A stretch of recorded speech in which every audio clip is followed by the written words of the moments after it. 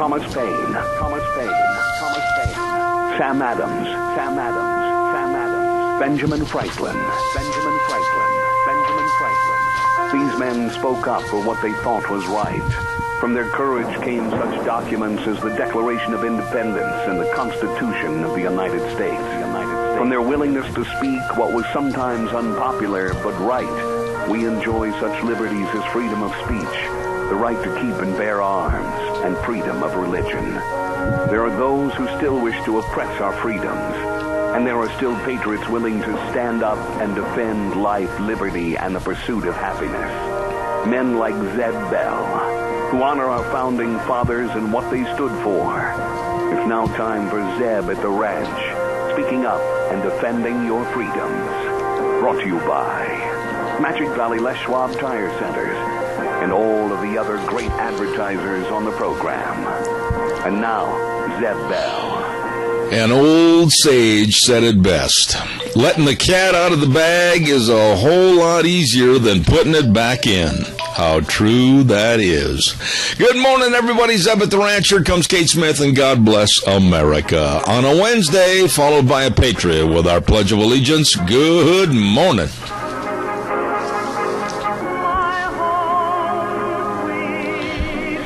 Thank you very much, Kate Smith. I love that lady and the great way that she sang that song. Good morning, everybody. I'm Zeb Bell at Zeb at the Ranch, and, of course, our major sponsor, your Magic Valley Les Schwab Tire Centers, all 7 locations serving you. And along with them, we also want to acknowledge some of our great advertisers, and they are Lee's Furniture, Floors, and More at 459 Overland in Burley, and our friends at Western Way Services, always at your disposal. Get on the route service today. Call Kelly at 734-6969. Well, good morning, Gina. Well, good morning, sunshine. How are you? You know what we need to do? You and Deanne and I and James and you, we all need to gather together at the river and throw me in. Baptism, as it were, huh?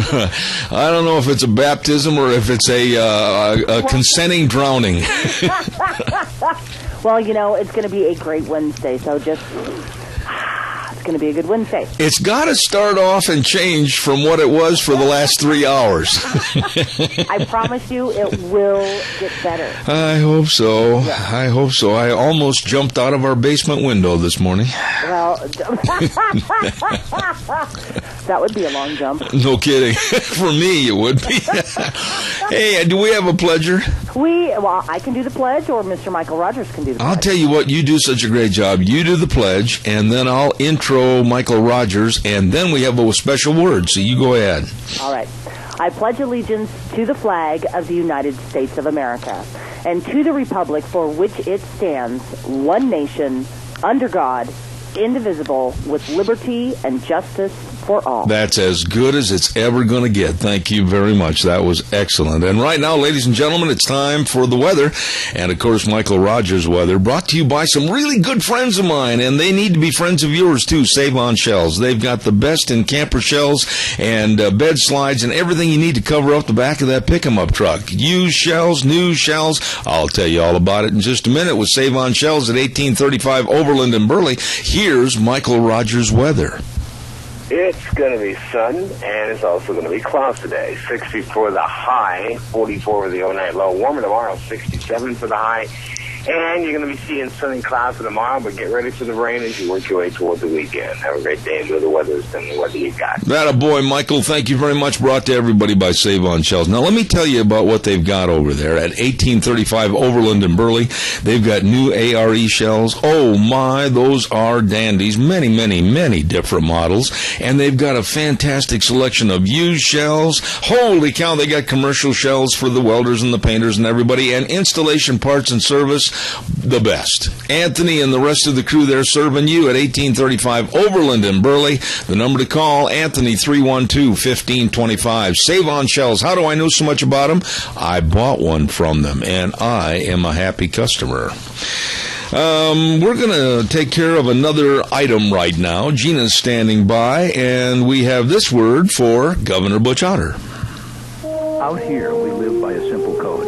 We stay true to our family, our friends, our community, true to our values. Governor Butch Otter has been true to us. true to Idaho's conservative values. I'm Governor Butch Otter. I know that sticking to Idaho's values gets results. That's why so many things that I've set out to do have been accomplished. I kept my promise to provide tax relief to the people of Idaho. It was long overdue, and I've shown that we can run the state on a balanced budget. Butch cut our taxes by $150 million, helping individuals and families. Butch is fighting to take control of Idaho's water quality standards from the EPA. And even though critics said it couldn't be done, Governor Otter balanced our budget without raising taxes. There's no doubt about Governor Otter's conservative values and who he serves. He serves us. There's still a lot of work to be done. I need your vote on May 20th, and I'll keep working hard and staying true to our Idaho values. Paid for by Otter for Idaho, Cord Ochard, Brown Treasurer. And thank you very much. Hey, by the way, I know a great place to go eat. And if you're not familiar with Denny's restaurant, you better stop in and say howdy, just like Minnie Pearl, and enjoy breakfast, lunch, and dinner any time of the day. Stop in and enjoy the best of service and a menu that absolutely is fantastic. I'll tell you, I love breakfast. And I was in there not too long ago and had that Philly cheesesteak omelet. Oh, it's good. You're going to love everything on the menu, like I said. Breakfast, lunch, or dinner, Denny's Restaurant, 611 Overland in Burley. And with Thomas and the rest of the crew, the outstanding service. It's the home of Zeb's Lunch Bunch, Denny's Restaurant in Burley. Some really, really nice folks. Hey, by the way, real quick, I want to remind everybody, during political season, bear with us a little bit. We have a ton of commercials and good words, so we got to get everybody in. We're going to start with our first topic this morning, and I want to talk about being an MVP in just a moment. Ramsey Heating and Electric at 2600 Overland Avenue in Burley. They've got all the lights. Oh, my goodness, you'll never be in the dark if you go to Ramsey Heating and Electric because they have all the lights for you. Outside lighting. They've got the lamps, CFL bulbs, incandescent bulbs. They've got everything, along with all the cords, cord ends, fuses, anything electrical, right there at Ramsey Heating and Electric. 2600 Overland Avenue in Burley, where they always provide warm winters and cool summers. You know, folks, I got to tell you that when I saw this story on the news, it just kind of made me cry a little bit. I'm not ashamed to say I bubbled up. I was watching the acceptance speech of Kevin Durant of the Oklahoma City Thunder. Now, there is a lot of problems in professional sports, be it the NBA, be it the NFL, be it Major League Baseball, whatever. And we've got some prima donnas that want to cause and have caused many problems. But when it comes to this young man, Kevin Durant, that received the MVP of the Year award, and he stopped in his speech, his acceptance speech, and basically threw away all of his notes and looked out into the audience and found his mother. And with tears streaming down his face, gave his mother all the credit for keeping the family together, keeping the rest of his siblings fed and housed and clothed. And when he said, yes, you can give me this award as the MVP, but the real MVP is my mom. Ho, ho, ho. That said a lot. It said a lot. And you're not going to hear a lot of these pros today acknowledge their moms or acknowledge somebody else other than themselves. When they get the bully pulpit, most of them are standing up there beating their chest or the holy I. But in this case, my respect level for Kevin Durant was very high prior to that, as a basketball player and also a person and a Christian. But when he singled his mother out as being the real MVP, that was something. Calls welcome, 436-2244, 1-866-927-4587. Don't forget to get over to Valley White Home and Ranch and register your mom for possibly winning a free 1-hour massage from the Sublime Touch. Oh, she'll love it and love you, too, if she wins. Well, she'll love you anyway. But anyway, they've got all kinds of goodies over there. The drawing is going to be on Friday, May 9th this week, so check it out. Get entered today. And don't forget, they've got all kinds of great ideas for Mother's Day. Montana Silversmith jewelry and summer clothing. And if she likes to garden, holy buckets, there's everything she needs for the garden right there at Valleywide Home and Ranch, 910 South Oneida in Rupert. You stop in and see those very, very nice people today at Valleywide Home and Ranch. Got a man running for Minidoka County Sheriff, and he wants your vote on May 20th, and it's Ken Menzel for Minidoka County Sheriff. He wants to enforce the law based on respect for individual rights and a commitment to the safety of each and every citizen, and wants to maintain the highest of ethical and performance standards for himself and the entire staff, and ensure that everyone's voice is heard. And he wants your vote for Minidoka County Sheriff on May 20th. Ken Menzel for Minidoka County Sheriff, paid for by Elaine Stevenson, Treasurer. All right, let's get some calls in here. 436-2244, 1-866-927-4587. Along with Kevin Durant, there's also something else that needs to be said about some of the guys that didn't win the MVP. And you probably thought, for those that follow basketball, it would have gone to LeBron James. Nope, he finished second. And his remarks were extremely professional in regards to Kevin Durant winning it. And I just have to give credit to these guys. He was very, very friendly and nice when he said that Kevin Durant deserved the award. And the third place finisher, all of a sudden, Blake Griffin, I almost forgot his name. Blake Griffin from the Clippers said that he was just honored to be named in the top three. So there is hope out there with some of these athletes, younger athletes in the pros, with a good attitude, and we salute all three of them. They did a really nice job of presenting themselves. Calls are welcome, 436-2244, 1-866-927-4587. Penetron Soil Conditioner by Maisie, with a 20-year record of improving yield and quality. I got to start this over. I bit my tongue, and it is really sore. Woo! On a scale of 1 to 10, I crunched down on that puppy, and I thought, we're going to have to wait. Let's try it again. Penetron Soil Conditioner by Maisie, with a 20-year proven record of increasing yield and quality of all Idaho crops. See how easy it is when your tongue doesn't get bit. Speeding germination, reducing crusting, improving stand, stimulating root growth and microbial activity, and building soil structure. And it'll save on irrigation water, too. Thus, the savings of the water will pay for the cost of the product. That's right. Larger crop yields, better quality with Penetron by Maisie. Get a hold of your fertilizer dealer, crop advisor today, and talk to them about demanding Penetron Soil Conditioner. All right, give me a call, 436-2244, 1-866-927-4587. Global warming, climate change, whatever you want to call it, the people that are really pushing climate change and really pushing that we completely eliminate our electrical grid with coal-fired plants and basically go to nothing more than wind and solar power, and it's just not going to happen. And they want human beings to take the blame for everything. Watch your billfolds. Hold on to your money clips. Ladies, hold on to your purses, because this stupidity and arrogancy, and that's what it is by the liberal left, and we even have some of those in Twin Falls writing for a newspaper.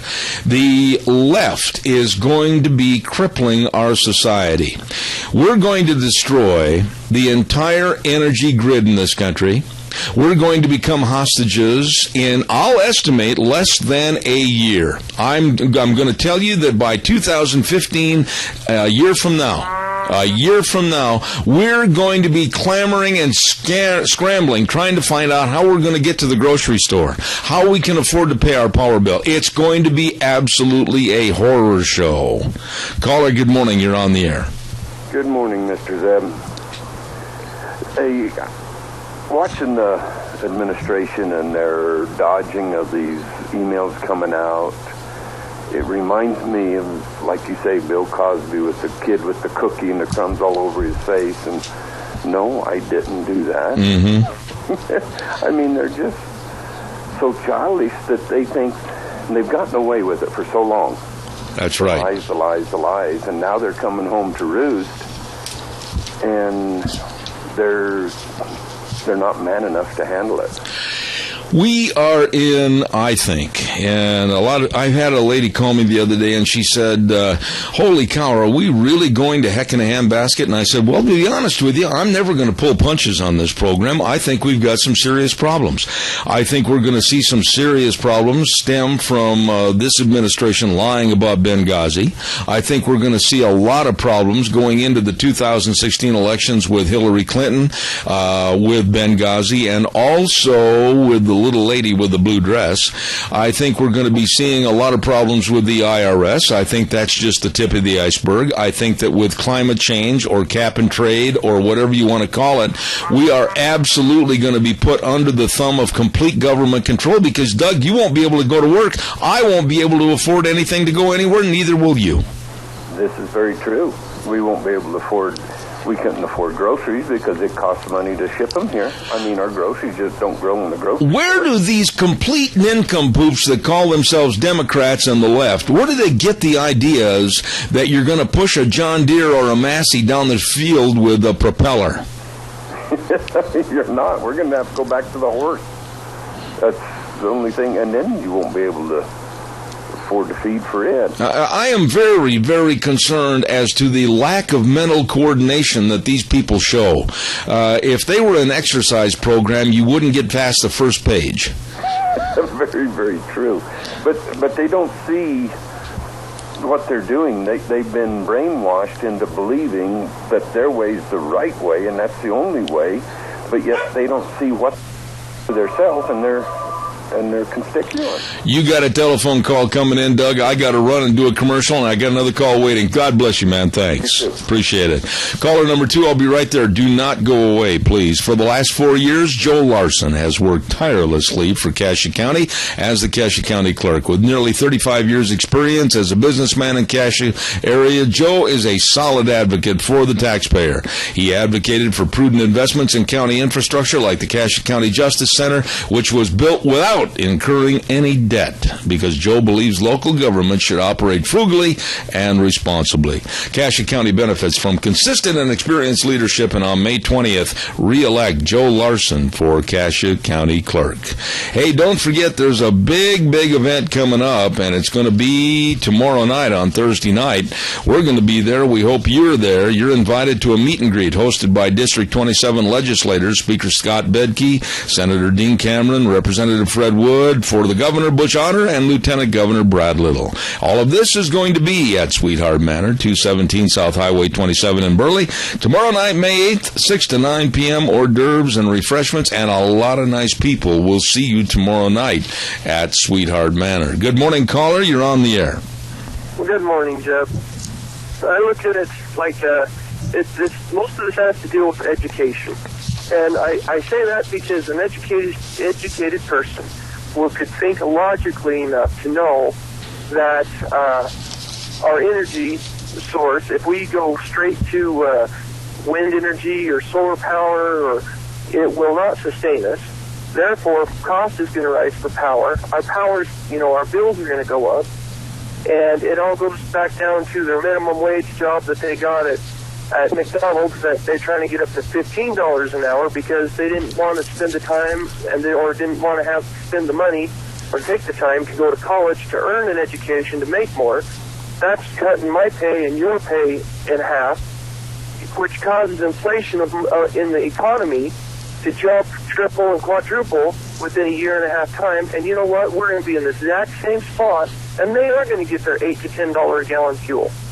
And they are going to make it so we cannot get where we need to be. Well, our elderly people will not make it to the doctor. People who need to go won't be able to get there. We won't even afford to pay for it once we get there. And it's not, the key here, Riley, is we're not crying wolf. We're not crying the blues. We're not crying negativism. What we're doing is crying reality, because this kind of a stupid proposal that this administration and the Democrats want to put forth is going to cripple this country with less reliability on energy and extremely high costs. And I will stand behind those words, and in a year from now, now, with the implementation of their totally stupid movements within energy to go away from coal and do away from anything to do with fossil fuels and rely on wind and solar, this country is in jeopardy. I agree with you, and it's like I go back to the deal with education. Some of these people just don't want to take the time to think for themselves. They expect government to think for them and to take care of them. Well, that's what's going to happen is you ain't going to have anything. I agree. The people who work for it are going to lose it. Riley, good thoughts, buddy. I appreciate it. Thank you. I got to do a commercial break, and then I've got a hard break at the bottom of the hour. Plus, I've got a person waiting on the phone line, so stand by, caller. I'll be right with you. I want to remind everybody about Barry Equipment and Rental. Holy cow, 3 locations serving you. Addison Avenue in Twin and South Lincoln and Jerome, Highway 30 in Burley, and they've got the best of Coyote tractors. They've got the best of Doosan loaders and excavators. Holy cow. And they're looking for some really good mechanics at every location. Competitive good pay benefits, fun place to work, and they've got all kinds of amenities in the shop ready for you. So they're looking for some mechanics to come by and apply for a job at each location on Addison and Twin, Lincoln and Jerome, and Highway 30 in Burley. You give them a call or stop in to Barry Equipment and Rental. They're waiting to serve you. Caller, good morning. You're on the air. Good morning, Zeb. You know, less than 2 decades ago, Venezuela was a thriving economy. They had oil, they had lots of resources and everything, and the economy was good there. And then here comes Hugo Chavez. And the damage he's done to that country in less than 2 decades is astounding because of his dictator's attitude. We have the same problem with the guy that's in the White House now. I couldn't argue with that at all. I am so afraid of the sinister and so negative effects that this man is going to impose with his pen and his phone for the next 2 years. And I'll tell you something, Keith. I've studied so many things that are coming down the pike, and I've looked at so many insidious items that this man has given approval to. I am scared. All the problems with the terrorists, all the problems with our economy, all the problems that we have with foreign relations. This man is not an amateur. He is just totally inept. Yeah, and if he can't get at you one way, he'll go at you another. For example, global warming. Now that's become climate change. Yeah. And now it's a whole new ball game as far as he's concerned. He's going to try to cut our throats any way he can. And I'll tell you what, this guy is an evil person. Yeah, evil is a good way to put it, and I'll stand behind you on saying it. Keith, I got a hard break. Take care, my friend. Thank you.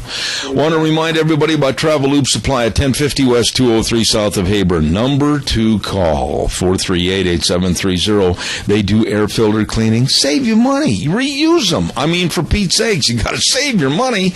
And they've got bolt bins and all the metric and standard bolts. You want bolts? Have bolts. Will travel. They'll be there. They've got all your tools. They've got all your oils. They've got everything you need. Farm and shop, ready to help you at Travel Loop Supply, 1050 West, 203 South of Hayburn. Jim McCall, one of my best friends, 438-8730. It's time for the Capital Press Ag Minute, brought to you by Lennox Home Comfort Systems.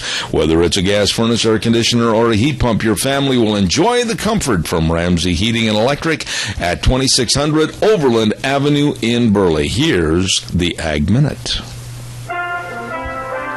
Today's Ag Minute brought to you by the Capital Press, the West Ag Weekly.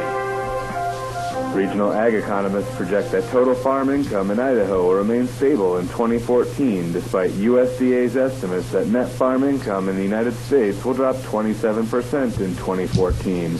USDA's Economic Research Service forecasts that net U.S. farm income will total $95.8 billion this year, a 26.6% decrease from 2013's $130.5 billion total. There's no way that kind of drop-off in farm income will happen in Idaho, according to University of Idaho economists. Idaho's commodity mix is different than other states, and Idaho farmers also benefit from a strong export market. This is Brandon Tenner. For more agriculture news and information, turn to the West Ag Weekly, the Capital Press, and capitalpress.com. Brought to you by Lennox Home Comfort Systems through our friends at Ramsey Heating and Electric at 2600 Overland Avenue in Burley. Thank you so much. Hey, we've got this good word for Governor Butch Otter, and we'll be right back. Out here, we live by a simple code.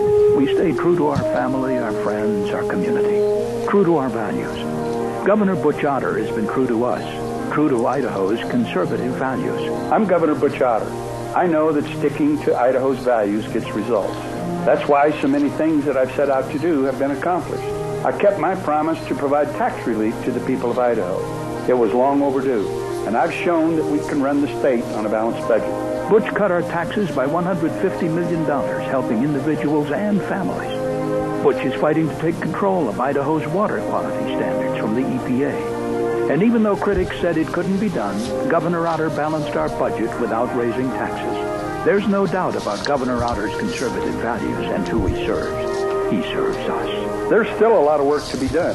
I need your vote on May 20th, and I'll keep working hard and staying true to our Idaho values. Paid for by Otter for Idaho, Cordell Chuck Brown, Treasurer. All right, thank you very much. And don't forget, too, Speaker of the House, Scott Bedke, representative from District 27, urges you to go vote in the primary election on May 20th. Come on, this is America. Get out to the polls on the 20th. Scott is concerned for Idaho and its growth and prosperity, and he's also concerned about the future of the United States of America. Exercise your patriotic duty and vote on May 20th. Let your voice be heard. And that's from Speaker of the House, District 27, Representative Scott Bedke, paid for by Representative Scott Bedke of Oakley. All right, give me a call, 436-2244-1866-927-4587. I have here in my hot little hand something that absolutely scares me. Gina, are you right by your microphone? I am. This ought to send chills up your spine, and I heard this story earlier this morning. I made some calls back to Washington, D.C., and my lovely bride managed to get a hold of a copy of what's called the National Journal, with a story that was written by Chuck Grassley, a senator from Iowa. And the headline is all about his inquiring about terrorists that are coming into our United States of America and leaving anytime they want, and they are on what's called a hands-off list. Now, does that send you a little chill? Yeah, because what? Whoa. Yeah. Why do they get to come and go as they please? Because one of the individuals that is now on this hands-off list tried to sue the United States government and sue Customs and Border Protection, CBP.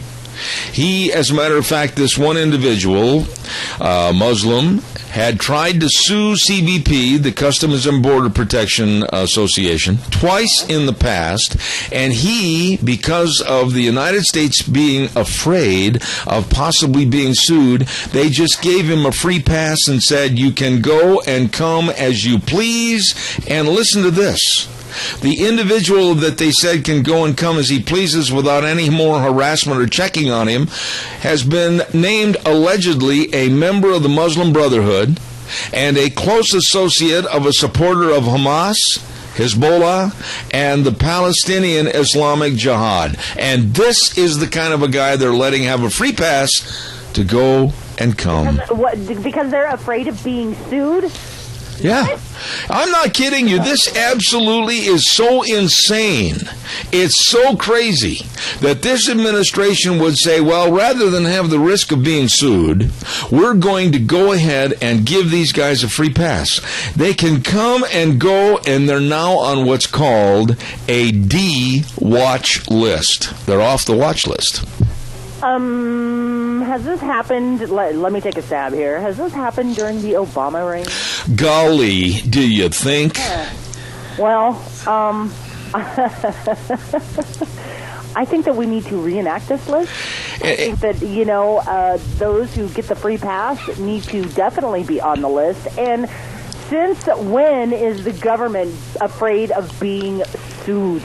Well, not only that, but you know what they did? You know what our government and this administration did?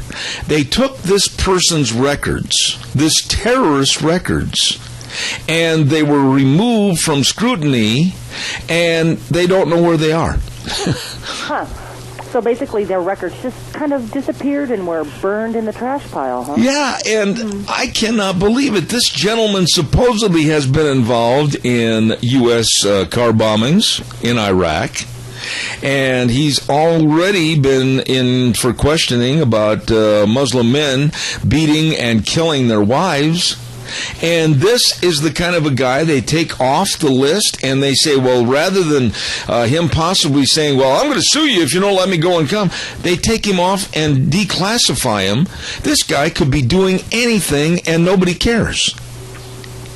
Well, there are people that care, just we don't matter as far as the big government is concerned. Remember in New York not too many weeks ago when the New York Police Department was said, you've got to back off on scrutiny regarding Muslims, and they feel like they're being picked on, so they backed off. This is no different. This is even worse. We've got terrorists with the Muslim Brotherhood, Hamas, Hezbollah, and Islamic Jihad that are now making demands that if you don't take us off your spy list, we're going to sue you. So we say, okay.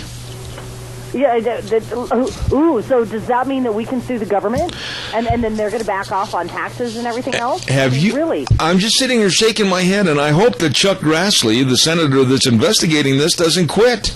I hope he goes further. I've got to do a couple of commercials, caller. I'll be right with you. Please stand by. Don't forget the Drift Inn, 545 F Street in Rupert. Oh, for Mother's Day, you take Mom over there, and she's going to love it. Prime rib, finger steaks, butterfly shrimp, chicken cordon bleu, all the trimmings. That's going to be on Sunday. They're going to be open from 11 to 3, and all you have to do is call for reservations at 436-1300. The Drift Inn in Rupert for Mother's Day. And then also don't forget the Book Plaza with Colonel Dale and his staff. Nice people. 222 West 11th Street in Burley. All the books for Mom, like the Forgive Me Not book and the Light We Share and poem books by Helen Steiner Rice, Precious Moments, all of this for Mom at the Book Plaza, 222 West 11th Street in Burley. And last but not least, the Goodie Shop. Oh, the goodies. Yes, sirree. The Goodie Shop in Burley at 133 West Main. You can get a goodie basket for Mom. You can build your own or select one that's already done, and they got Mother's Day mugs filled with candy kisses and brownie treats. Oh, it's great! The Goodie Shop, 133 West Main in Burley. Caller, good morning. You're on the air. Good morning, Zeb. We reached the day where good is called evil and evil is called good. Yes. And, by looking the other way, I've got a friend that has two son-in-laws that work for Border Patrol, and believe me, it's scary what's coming through that border. It's not just the poor Mexicans that are coming up here trying to find work. You got Chinese, you got Muslims, you got all coming through here. Louis Gohmert, I think he's congressman from Texas, yes, was on some program, and he just about cried because of this policy of the Obama administration to look the other way. We've got 27 Chechens that was same ethnic group that was involved in the Boston bombing came right through the CSI refugee program. We got potential jihad right here in River City and Magic Valley. And don't think that all those people are coming in here are just refugees because of political asylum. I'm sure some of them are here to do bodily harm to us infidels.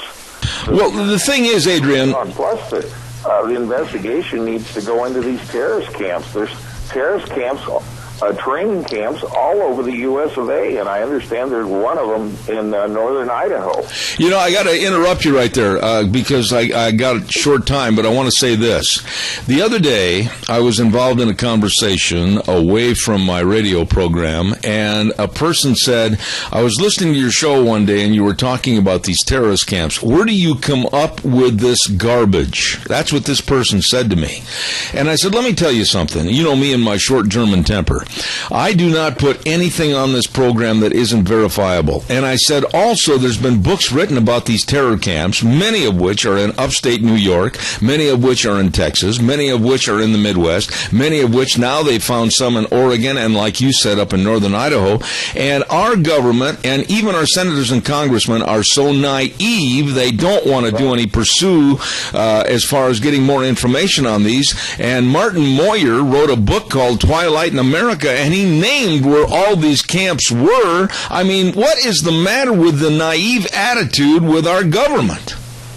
Yeah, when I talk with one-on-one with at Lincoln Day banquet with our two senators and Congress, so they just seem to be oblivious. They get back there and they put blinders on them or whatever. They just don't seem to really understand the seriousness of what's going on, and that we have a real serious security problem, unfortunately, because of the ethnicity of our president and Eric Holder and so forth. They're just, letting all this stuff happen, and we really have, this country will not be destroyed by an invading army. It'll be destroyed from within, and it's really setting up to be that case. Well, and here's the thing that just bothered me about this story about Senator Chuck Grassley finding some of these emails and going and pursuing more information. So here comes a terrorist down the concourse, and he checks in, and we've got a hands-off policy not to touch him because we're afraid he might sue us. What kind of idiocy is that? Well, yeah, and not only that, but then on the other hand, constitutionalists, that believe in limited government control, pro-gun people, we're the ones that are considered the terrorists. You talk about putting it around, we're the ones that are supposedly causing harm to the country when we're upholding the Constitution. Give me a break, but this is where we are, the mentality out there. You and I are the terrorists, and these Muslim terrorists that have a record of already killing people or maiming them, they get a pass. Absolutely. You tell me that we don't have an insane government? Well, I got to run, but when I saw this come across the news this morning and did some follow-up with some friends of mine back in Washington, D.C., it just astounded me as to not only how naive our government is or how willing they are to help these people, but how naive we are for not staging riots in complaint against our government for being such stupid. Well, and the problem is, many of us have complained, but it just seems like, we've got it under control, we're looking into it, and this has been going on. And, of course, here you got the U.S. Chamber of Commerce adding fuel to the fire. They're all for this amnesty thing, and, of course, they pumped $600,000 into Simpson's campaign to get him reelected. And, Boehner and McConnell are pushing for amnesty to bring in another 30 million refugees or immigrants in here in the next 10 years, according to what Frosty Woldridge has said, on Monday. And so, folks, we better wake up and smell the coffee pretty quick here, or we won't have a country left. It'll be on fire. I agree. Adrian, thank you for your call. I appreciate it. Thank you very much. The one thing I refuse to do on this program, some people like to get on their talk shows and fuel the fires with innuendos and supposed stories. I make sure that everything's reliable and justified before I put it on the air. And here we have a long-term senator, Chuck Grassley from Iowa, and he released these internal Department of Homeland Security emails that are discussing alleged terrorism with a hands-off list and then naming certain individuals that are these people that will sue if they're checked on. What? We ought to be checking on them. We ought to be throwing them in jail with handcuffs and feeding them bread and water, for heaven's sakes. Oh, time for the weather and an update. with Riverview Urgent Care and Medical Center at 382 North Overland in Burley. The doctor will see you now, not in 4 or 5 days. Minor emergency, major care. Whether it's a break, a strain, a sprain, skin care, cuts, rashes, sore throats, coughs, everything they can take care of for you. Get you healthy. That's right. Save you money and save you time, too. Riverview Urgent Care and Medical Center, 382 North Overland in Burley. Here now, Michael Rogers Weather. Hello, everybody. Michael Rogers of MichaelRogersWeather.com. Sunny clouds today, and for the next at least 24 hours, we're going to warm up a little bit more today than we did yesterday. 60 for the high today, 67 for the high tomorrow. Partly cloudy on both days. Overnight lows will be upper 30s to low 40s. So have a great day. Enjoy the weather, so whether you got. Thank you, Michael. Brought to you by Riverview Urgent Care and Medical Center, 382 North Overland in Burley. Really good folks. You know, on a related story, and this is a related story, I don't know if you heard about this or not, but, you know, the Trey Gowdy, North Carolina congressman, has been named to head up the study, the committee study on Benghazi. And you know that already he's receiving death threats. I'm telling you, this is nuts. I didn't think that we could go any lower. But we are. Already this gentleman, Trey Gowdy, and I have a lot of respect for Trey. I think he's a great young servant to the United States as a congressman, receiving death threats and telling him basically don't go any further on your investigation to Benghazi. Why is it that the left... I even know some people locally that treat things this way. Why is it that the left, when there's a problem and it goes on for a certain duration of time, they say, oh, well, let's just get over it, let's move on. Let's forget about it. Let's just move on. That is absolutely imbecilic. You know, we had 4 Americans give up their lives in Benghazi. The families have no closure. They don't know what happened. They don't know why it happened. There's been so many questions come up as to where Obama was or wasn't. There's been so many questions as to why this thing wasn't nipped in the bud and somebody else didn't come in with kind of the Lone Ranger attitude and ride over the hill and act as a protective agency for those 4 Americans. And to sweep it under the rug now and say, like Hillary did, what difference does it make? It makes a lot of difference. And my fear is her attitude with those words. What difference does it make? And she possibly could be the 2016 nominee from the Democrats to maybe win the presidency. There is so much dirt. There is so much filth connected to the Clintons in their past regime. And yesterday I just scratched my head because Monica Lewinsky has crawled out from underneath the rug someplace. And I'm not so sure that she wasn't bought and paid for by the Clintons to basically get rid of the story again before her campaign. Oh, it's old news. The blue dress is gone. Monica and Bill, that's old history. Now we got to look at Hillary. Let's move on. Maybe it's just nothing but a little firestorm right now. Monica Lewinsky comes back into the press. Maybe it's just to make the story old right now, so they don't have to go through it again once she starts her campaign. Think about it. I could be wrong, but it sure seems funny. All of a sudden, she just comes back into existence. I hear someone breathing. Well, you know, if Hillary is actually going to be the Democratic nominee for 2016, shame on them, really. She wasn't good enough in the last election. She's not going to be good enough in the next election. She's just not. She's got too much baggage. Let me ask you, though, Gina, as a lady, what do you see in her, if not anything stated as such? But I honestly, what has she ever done? What has she ever done, Democrats? Come on, stand up and be counted. What has she ever done? Well, she took some stuff out of the White House that she wasn't supposed to. Oh, yeah. You know, it's just, I'm sorry, but there's... You know, for better or for worse, I was a big supporter of Bill Clinton just because he brought our country out of, you know, pretty much financial ruin. However, that's it.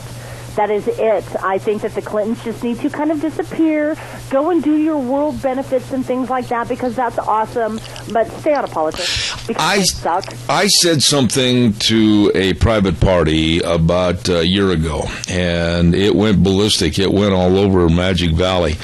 I said that the main reason that Hillary's running for president is that Bill wants control of the world. And I'll stand behind that statement. I think that Bill Clinton, still today, is revered by almost every single world leader. Oh, yes. And I think that by her taking over the presidency in 2016, Bill Clinton will rule the world. Possibly. I can see that possibly happening. I think, when he was as president, I think that she had a lot of control, honestly. And I don't think that she has the best interests of our country at heart. She does not care for or revere our history. And I don't know, she's just a shady lady. She just really is a shady. And this is coming from somebody who used to fly the Democratic flag. I was, when it was a toss-up between her and Barack Obama, I was totally supporting Hillary. I really wanted Hillary in the office. No, heck no. Yeah. No.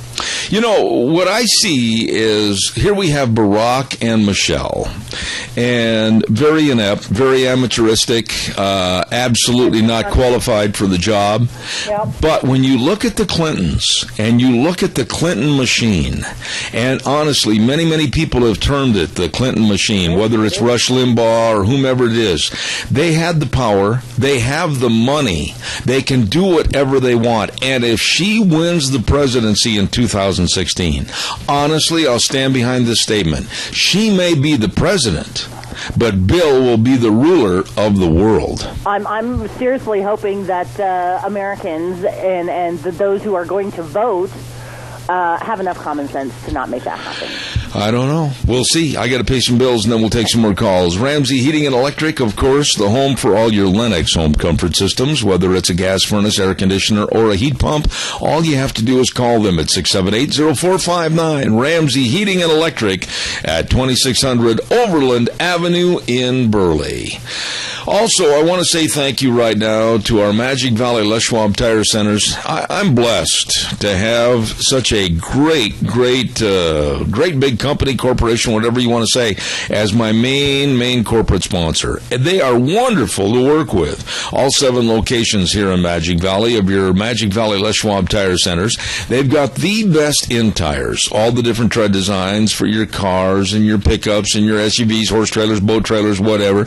And they've got the best in brake service. And when I say that, I know what I'm talking about. The best in brake service at every location. Front end alignment, shocks and struts, batteries, it's all there. So please stop in and see the best. Lane and Rupert, Dave on Blue Lakes and Twin, Mike and Buell, Mike and Jerome, the Twist family in Paul, John on Poline in Twin Falls, and Randy on Overland in Burley. You better believe it, the best, your Magic Valley Les Schwab Tire Centers. Caller, good morning, you're on the air. Morning, Jeb. Yes, sir. Yesterday I had to laugh. McCain, who was on that investigating committee in the Senate, had some woman on there, I think Assistant Attorney General or something, that he helped support to get in there. And she would not answer his questions, and he got mad and said, "Thanks a lot." He said, "There, I supported to get you nominated to that position." Al, while you're on the air with us real quick, do you agree, disagree, or think it's pie in the sky? Hillary gets to be president, but Bill literally could possibly rule the world. No. You don't agree? No. Why? Because I think Bill and them has pretty well shot their wads, and there's people now waking up to the fact that he should have been prosecuted and impeached for what he did and all that stuff. He lost his law license, but let's face it, he's still a damn crook. I disagree with you. Fed up with the Clintons. I disagree with you to the extent that when you take polls around the world, I don't care if it's Pakistan, I don't care if it's Saudi Arabia, I don't care if it's Japan, they hold him in the highest of reverence, and I'm afraid of that. I don't trust the Clinton political machine. We'll get rid of them. Okay, Hal. All they have to do is get some people to start enforcing the law Like Boehner, do your job and get that damn president impeached now and get it over with. Well, you won't get an argument from me on that, but I doubt seriously if you and I are going to see it. That just tickles me when guys like McCain and them, they just support these people. Oh, yeah, we got to get you in there. You know, Hagel and all them stuff. They're coming back, start to bite them in the butt, and they don't like it too good. All right, Al. God bless you, man. Thanks. Have a good one. All right, sir. Let's see. What else was I going to mention to you real quick? Reimbursement. Let's see. I talked about that. Oh, by the way, here's a real quick story for Gina. Gina, if you live in Kansas City, they are now putting up no spanking zones as for parents. If you've got a little child and you spank that child on the bum, you might be arrested because they've got a no spanking zone area all over Kansas City. And if you get turned in, you might go to jail and lose your parental rights and lose your child. My goodness, in Kansas City. No, that's what they're wasting taxpayer dollars on. They've got these signs that say no spanking zone. Seriously. Oh, good Lord. Yeah. How dumb. And you know what? It is the parent's right to discipline their child. You know, I absolutely, Jake and Toby, when they had it coming, they got it. And it was controlled spanking on the bum. And I just absolutely think these Dr. Spockish types, weirdos extraordinaire. And they are killing our society as far as kids respecting and having any respect for their parents and the rest of society. I completely agreed. If my son does something where he deserves it, oh boy, howdy, he's going to get it. Well, you know, and don't tell me how to parent my child if my child deserves a spanking, because usually the threat is, I'm going to spank you in front of God and everybody. Yeah, well, I agree with that. I'm just telling you that you better skirt the boundaries of Kansas City. You got it. I've never had any plans to go in there. All right. Hey, I got to take a break. I'll be back in about 6 minutes with Doug Johnson from Colorado and then attorney Gail Trotter. Got a big hour next hour. Stay tuned. Don't go away. Zev at the Ranch.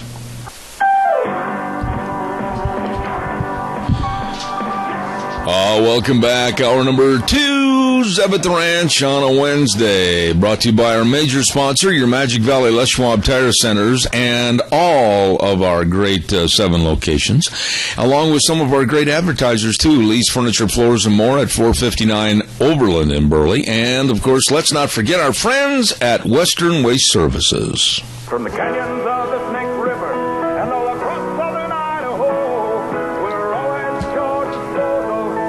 Western Waste Services, we care about our community, our resources, and this great land. Western Waste Services is lending a hand, always at your disposal. Western Waste Services. They've got the Go Mini portable storage units at Western Waste Services. All you have to do is call and find out how you can keep all your valuables right there with a Go Mini right on your property. And, of course, it's getting closer to the season where we're going to have a lot of reunions and family parties outside. They've got all the porta potties. And don't forget, too, the best in weekly trash collection on the route service. All you have to do is call them, 734-6969. Always at your disposal, Western Waste Services. You know, before we go any further, right now, let's hear this word for Governor Butch Otter.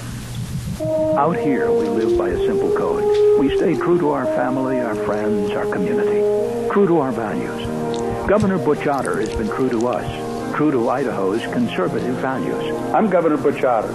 I know that sticking to Idaho's values gets results. That's why so many things that I've set out to do have been accomplished. I kept my promise to provide tax relief to the people of Idaho. It was long overdue, and I've shown that we can run the state on a balanced budget. Butch cut our taxes by $150 million, helping individuals and families. Butch is fighting to take control of Idaho's water quality standards from the EPA. And even though critics said it couldn't be done, Governor Otter balanced our budget without raising taxes. There's no doubt about Governor Otter's conservative values and who he serves. He serves us. There's still a lot of work to be done. I need your vote on May 20th, and I'll keep working hard and staying true to our Idaho values. Paid for by Otter for Idaho, Cordell Check Brown Treasurer. Thank you very much. And right now, I also want to remind you about Ken Menzel for Minidoka County Sheriff. He wants your vote on May 20th. Yes, sir, Ken Menzel for Minidoka County Sheriff, and actively seeking cooperation between all local law enforcement agencies for maximum crime prevention and enforcement results, and promoting a culture within the Sheriff's Office of hard work, integrity, and service that creates a faster and safer environment for our residents and guests to live in.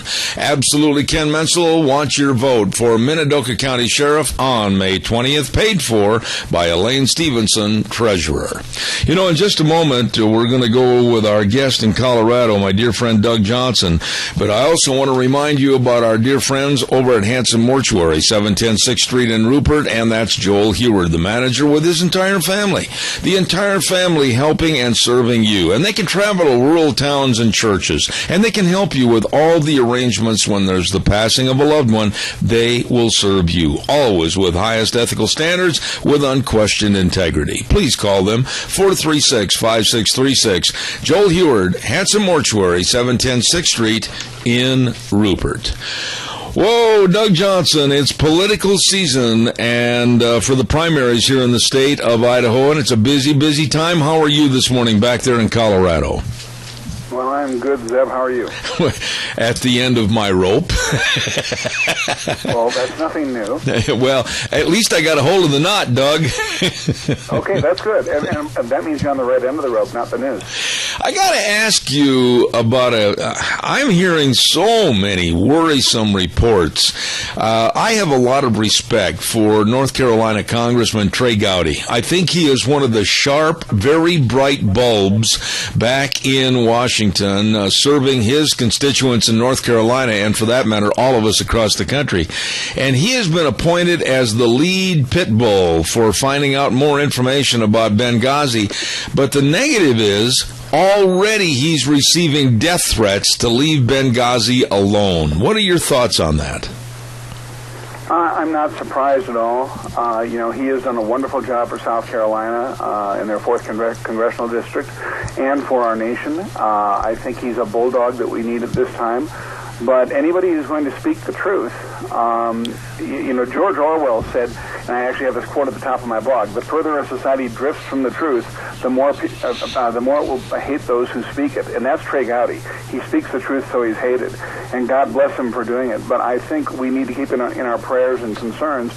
I also think we need to understand that as good as he is, he will be limited in what he can do by the other people that Boehner appoints to that committee. Because if he does not appoint the right people, Gowdy is going to be in a tough spot. And so we have to hope and pray that Gowdy gets the right support by the people Boehner appoints. And I'm a little concerned because right now the GOP establishment, of which Boehner's a part, are celebrating big victories from primaries yesterday where they beat out Tea Party conservative candidates to keep the GOP establishment in control of certain seats in the upcoming elections. And so that's a concern. But anyway, back to your question, I think we should have great concern and should be on our knees praying for Trey Gowdy all the time. Let me throw this at you, and I know that you followed this because you're a news junkie like I am. I'm really tentative and afraid about Nancy Pelosi, Harry Reid, and other Democrats, and there's just a kind of a tingly feeling I get going up my leg that all of a sudden their appeasement to this new study and this new committee. At first they were appalled, and at first they demagogued it, and they said, absolutely not, we don't want to be a part of it. But then all of a sudden, something happened, and now they can't wait to be a part of it and work with the Republicans. I'm a little worried about this. I did not know what you just told me till you just said it. So that gives me great concern, too. But my immediate reaction, my knee-jerk reaction to what you just said, Zeb, is that they have figured out, well, we can do more to control what's going on in that committee by being part of it, by influencing people on it through our people, than we can by fighting and not being part of it. That's my reaction. And they probably cut some deal behind the scenes with Boehner. on who will be on that committee. You know, Doug, one other subject matter, and then I'll let you kind of throw something at me this morning instead of me throwing the ball at you.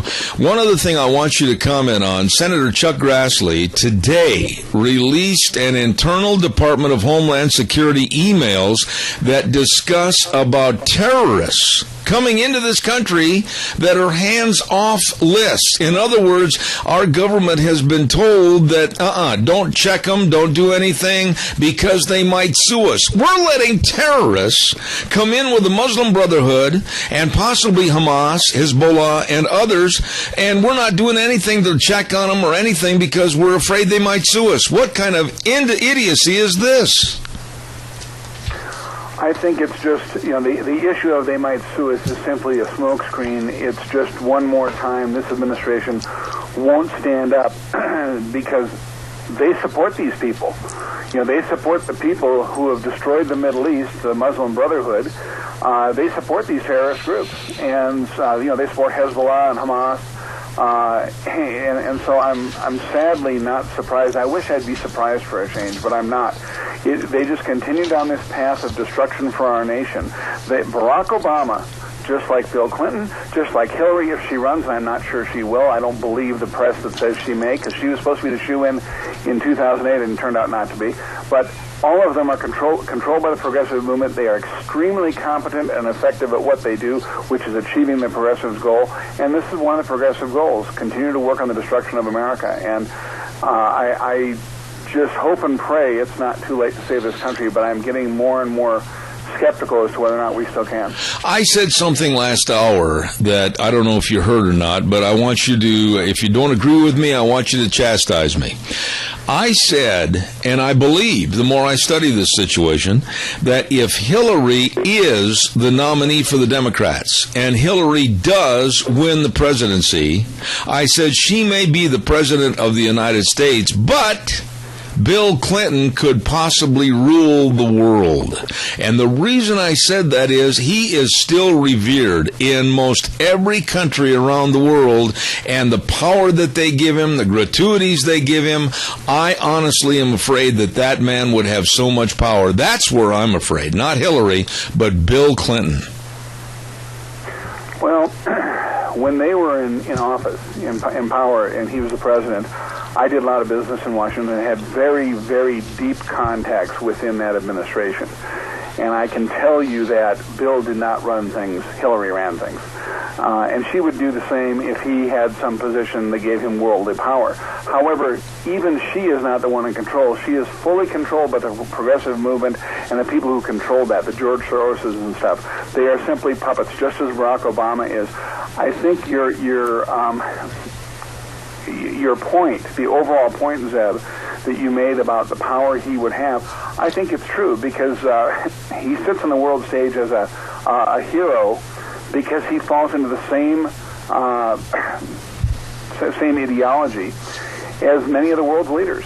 And this is a very terrible ideology. America has been historically, not recently, but back in Reagan's time and before, America has been the light on the hill, the nation that's different in the world. And these people throughout the rest of the world want to see us destroyed, and the progressive movement is part of that. So I think you're right in the sense that if Hillary became president, it would give Bill more opportunity for more control. Actually, I'm kind of surprised after he got office that he didn't try to become Secretary of the United Nations, but I guess he must have had other ideas. But I think you're right. It would thrust him into a position of potentially more power for the progressive movement, even though I don't think he'd be the one doing it, but he'd be doing what he's told to do. Doug, back in Colorado, you have a very left-leaning state, more so than ever before in the state of Colorado. And I would like to know, what are your thoughts about this government? All of a sudden, I mean, they're just rising up from the depths and making global warming their religion, making climate change absolutely a necessity. Why, we're all going to die. We're all going to burn up. We're all going to have this, that, and the other thing. If we don't stop all the coal, we got to stop all the fossil fuels. It's now or never. I mean, all these stories. And they keep throwing out 97% of scientists, and that has been shot full of holes, Doug, because now we're hearing scientists gather together in mass meetings, and they're saying, no, global warming, climate change, whatever, it's not true, it's fictitious, it's not happening. We're going into a cooling trend. What are you hearing back in Colorado?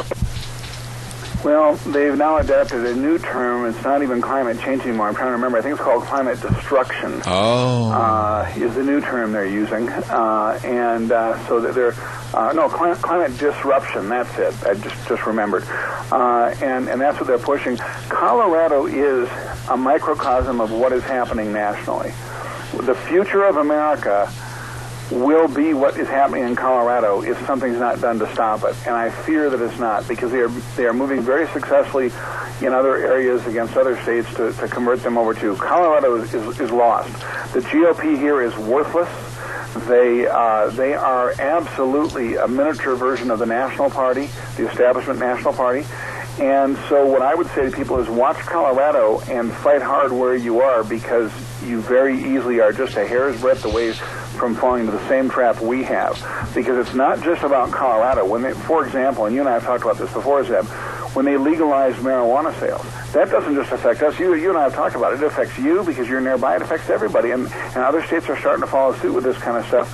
The climate agenda, I will call it, is a major factor, and they're having great success here. And so I think that, Colorado may be too far gone to save. It really might be. But it certainly can be what we should hold up as the example of what we don't want to happen in the rest of the country, and the rest of the country needs to fight hard to save their states. Yeah, but, Doug, how do we, as your common ordinary taxpayers, your citizens that care about the Constitution and the progress of the United States for our kids and our grandkids, how do we come up against a absolutely Looney Tunes left that says, oh, we've got to demagogue and we've got to damn all the energy projects. Why, we've got to go with just solar and wind, and we've got to have less reliability but higher costs. How do we fight this idiocy?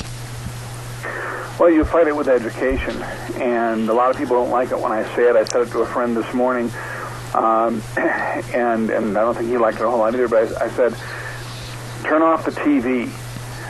Start reading, because you're going to learn a whole lot more reading. Start listening. You listen to the right talk shows. You're going to learn a lot more listening than you can on any TV program, on any network. But more importantly, get away from all the entertainment. We're too entertainment-oriented as a society. And invest your time in helping candidates, whether it's your local school board, your mayoral race, your state legislature, the national races. We need to be making that our priority, and we have to work. And that process is a matter of educating people around us. Great example here, Zeb. Yesterday I was out on a business appointment, my consulting business, so it had nothing to do with politics. And this lady I met with a couple times, I'm talking to her about possibly doing business with her, and we met for coffee, and we sat down, and I don't do this. I don't bring politics into business. I let it come up, and then I address it. But for whatever reason yesterday, because my heart is so heavy about what's happening in this country, I looked at her, I said, you don't have to answer this, and I said, there's no right or wrong answer. I'm just curious. Do you have any political leanings? Now, I was in Colorado Springs, and I was doing this, which is a fairly conservative community, but it does have its liberal part. Mm-hmm. And she smiled. She said, well, I guess you'd call me a bleeding heart liberal, and proceeded to say a few things. For the next, of the hour-and-a-half meeting, the next hour of it was spent talking conservatism and why it works. And I was informing her of things about the left that she had no idea. And she's a registered Democrat, and she said she grew up in a Republican family but became a Democrat. Mm-hmm. But she had no idea what's going on. And what it reinforced to me, Zeb, that we all need to think about constantly is people don't know what you and I and the listeners to your show know. They get educated listening to your show. The ones we're talking to aren't the ones who need to understand. They're the ones who need to be converting the people around them. And we do that by talking to everybody we meet every day around us.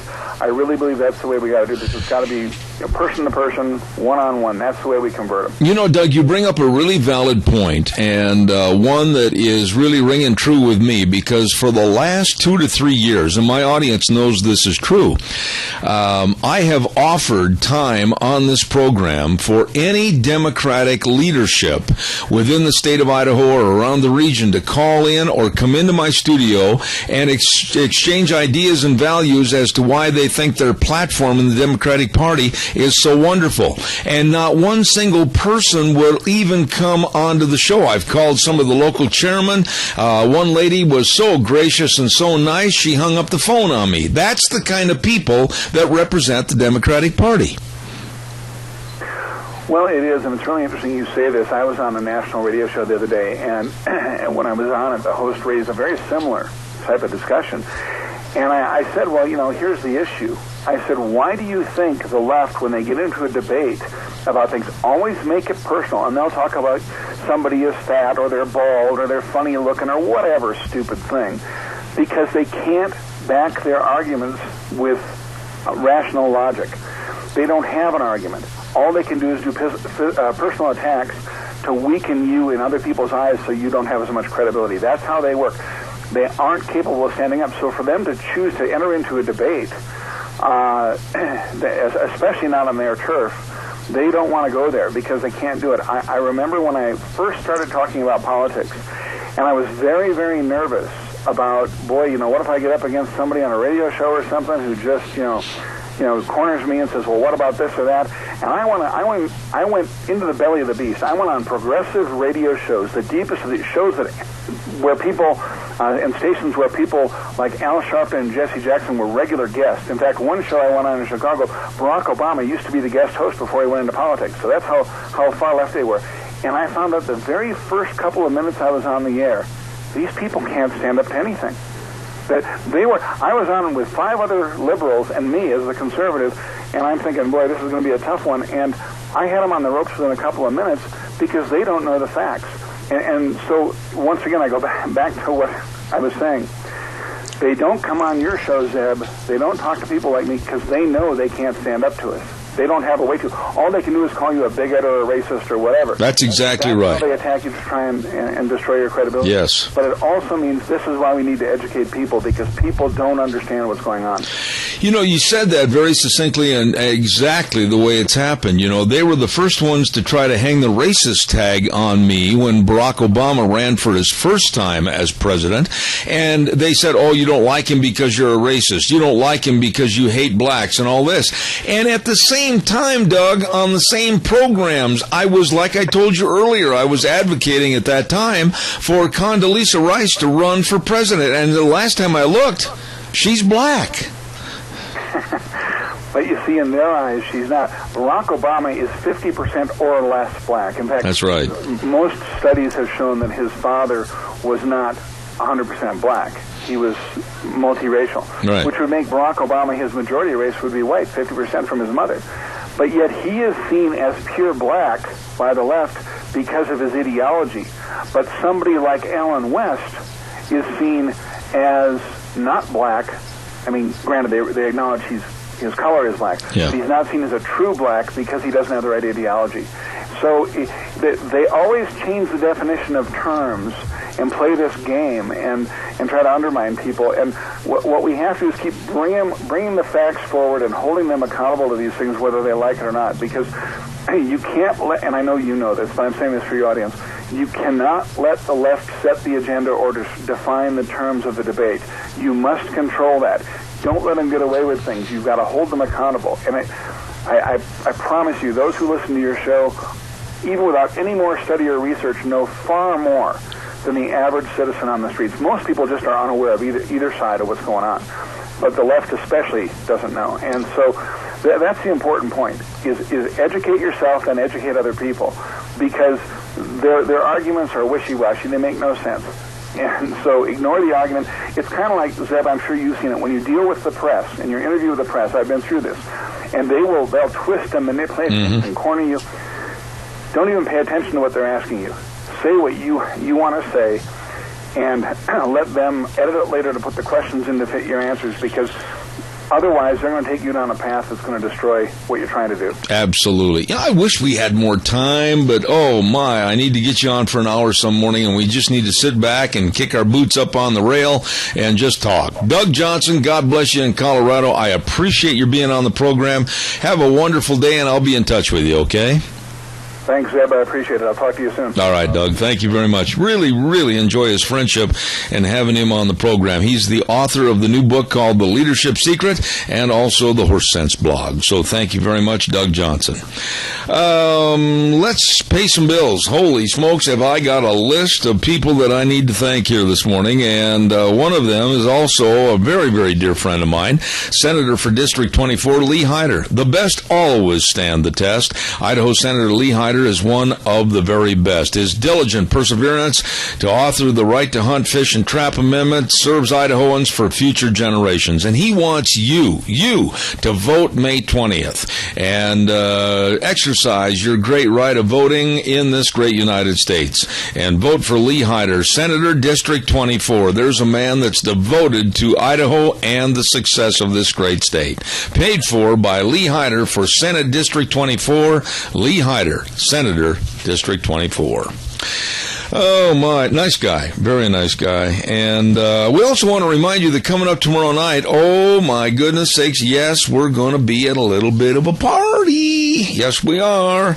And this great event is going to be hosted, a meet and greet by District 27 legislators, Speaker Scott Bedke, Senator Dean Cameron, and Representative Fred Wood. And honoring, of course, Governor Butch Otter and Lieutenant Governor Brad Little. It's going to be at Sweetheart Manor, 217 South Highway 27 in Burley, tomorrow night, starting at 6, going till 9. Hors d'oeuvres, refreshments, nice people. Don't miss it. Meet and greet. Governor and Lieutenant Governor tomorrow night at Sweetheart Manor.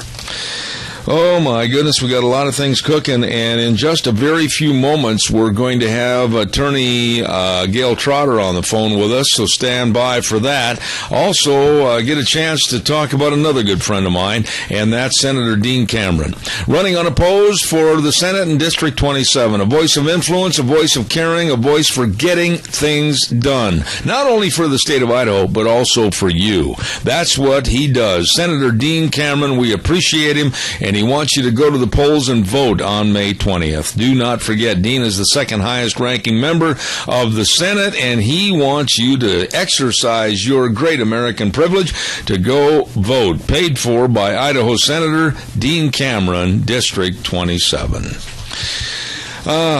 In just a moment, we're going to have Attorney Gail Trotter on the phone with us, and I'm sure she understands and appreciates the fact that at this time of the year, with all the political interest, we have a lot of things to take care of, and I'll just quickly mention to you also Lee's Furniture, Floors, and More at 459 Overland in Burley with the Flex Steel occasional tables, the Flex Steel furniture. It's beautiful. You better get in and check out the Flex Steel difference at Lee's Furniture, Floors, and More with their outstanding staff. And check out all the sofas and the recliners and all the carpeting and the window coverings and the mattresses from Beauty Rest. What are you waiting for? Get in there today and check it out with Lee's Furniture, Floors, and More, 459 Overland in Burley. Go to the phone line right now, and here's a lady that I always enjoy having on my program, and she can stir things up, and I'm sure she will for this morning. Attorney Gail Trotter, good morning. How are you? I'm doing great. How are you doing? Well, I feel like I'm in a horse race, and I'm running last right now, and I'm eating a lot of dust trying to catch up with everything.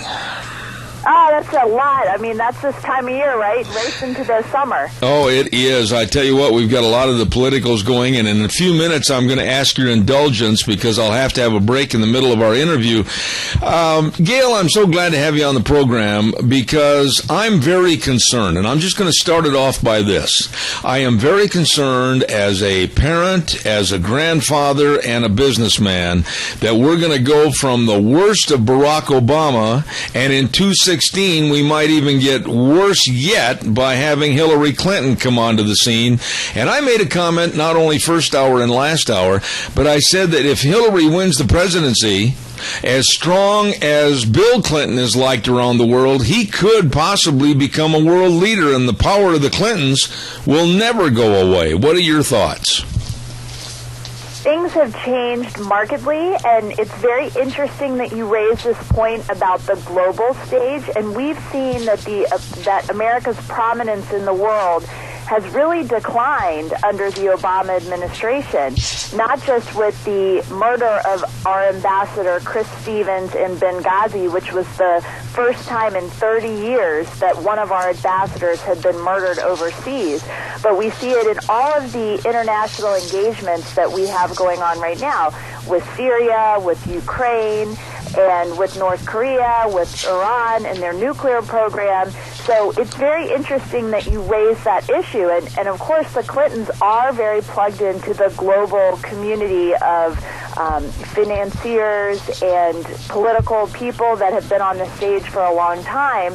And it's very interesting to think about the effect that America's place in the world has really declined, and yet we see that in the future someone may be in office who has all these pre-existing relationships, not only from the time that President Clinton was in office, but in all of the work that he has done around the world since then. And then you add on top of that Hillary Clinton obviously was Secretary of State and proudly brags about how much time she spent traveling the world and meeting with leaders of these other countries. So it is a really interesting idea that you put forth, that there is a new type of relationship that America has, and that might be increased going forward if the Democrats continue to hold on to the White House in 2016. Gail, as an attorney and as a woman and as a political observer as to what's going on, tell me, I've tried to study this, what does Hillary really, honestly bring to the table for being President of the United States? What are her attributes, and really, what has she accomplished? Well, what's really fascinating about that exact question is detailed in a piece that I wrote for The Hill recently. It's my most recent piece, and the title of my piece is Hillary Clinton Still Must Answer for Benghazi. Now, I wrote this piece before we had the recent revelations of emails that had concealed some information from the American people, and now we have the select committee that's trying to investigate this. But to get to your actual question, my piece tries to remind everyone of a political ad that Hillary had when she was running against Barack Obama for the Democratic nomination for presidency for the 2008 election. And I don't know if people remember this or not, but it's very ironic that Clinton's own 2008 campaign advertisement talked about how she would be able to respond better if she got the frightening phone call at 3 o'clock in the morning and she had to react to defend Americans at home or overseas. And the ad said, it's 3 a.m. and your children are safe and asleep. Mm-hmm. Who do you want answering the phone? And then we saw during Hillary Clinton's time as Secretary of State that she had a moment like that. She had the moment when the attack was going on at Benghazi, and the phones were ringing, and they were asking for support. And did they get any support? Did they get the call from the military to step in and try to rescue our brave Americans, 4 of whom were killed, many others who were injured?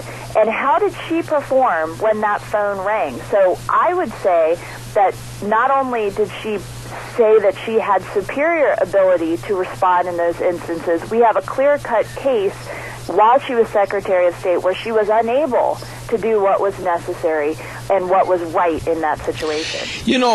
Okay, Gail, I don't want you to think less of me for saying this, but as a female and as what she's bringing to the table, and she represents the Democratic Party, it's pretty shallow. I mean, come on, we've got a whole multiplicity of people on the Republican side, whether it's Marco Rubio, whether it's Rand Paul, the list goes on, Ted Cruz. But you're talking about nobody in the swimming pool after Hillary Clinton. Is that the best the Democrats can field?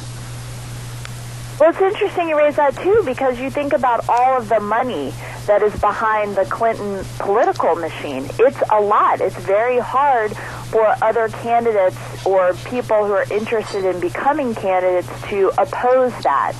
And it was really kind of a shocker when Obama was able to triumph over Clinton in the 2008 nomination because she, at that time, was the inevitable candidate.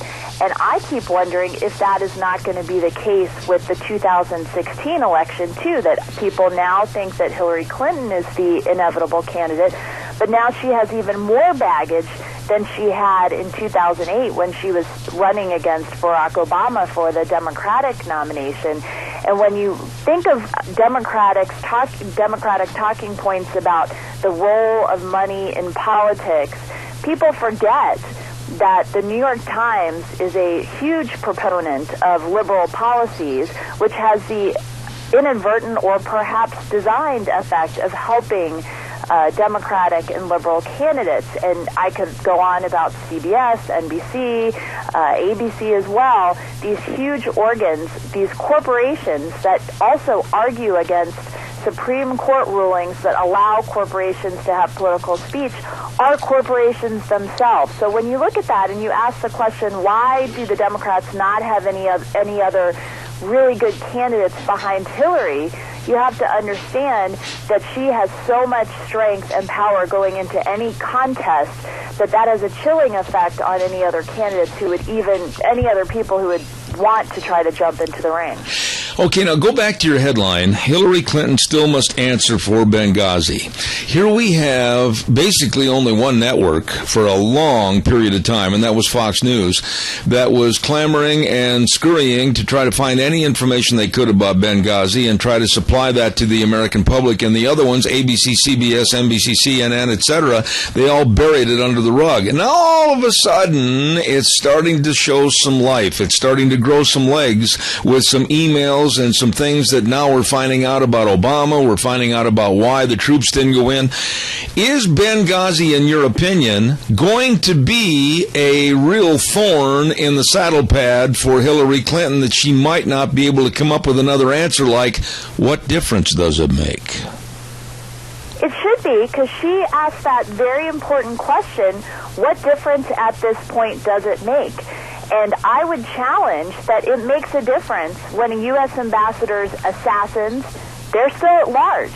It makes a difference when that ambassador is the first killed in over 30 years. It makes a difference when the killers of those 3 other citizens have not been brought to justice. And it makes a difference when the Obama administration continues to fail to provide information. I mean, this was information that was obtained from Judicial Watch filing a Freedom of Information Act request a year and a half ago that took this long to get the information out. And you look at the security that was failed to be provided for the ambassador while he was there, and Ambassador Stevens repeatedly asked for additional security. When he was describing the situations there, he said it was unpredictable, volatile, and violent, that the conditions were ripe for an attack to happen, and that security was not given to him. And most importantly, I think, beyond these other very important issues, is that we are projecting weakness, indecision, and Orwellian dishonesty with our own people. And it makes a difference, and she should be made to answer for this. And we have yet to see whether the Select Committee will be able to get to the bottom of this, but they need to be given full cooperation, and it's in the Democrats' interest to cooperate, to assign people to the committee, and to fully cooperate in the investigation, because nobody wants to see Americans put at risk, and the killers of these 4 brave Americans need to be brought to justice, and Democrats should join hands with Republicans to accomplish it. Absolutely. Gail, I'm going to ask your indulgence and your patience. Just stay with me for 60 seconds. I've got a commercial break, and I'll be right back. Life insurance, health insurance, retirement planning, and employee benefits. Cameron and Siemens Insurance. Dean and Todd, always dedicated and responsive to your needs. They are very thoughtful and caring in their recommendations, so please get a hold of them today. In their office, they're waiting for your call. 436-4424, 436-4424. for. The best when it comes to insurance coverage, Cameron and Siemens Insurance, Highway 24 in Rupert.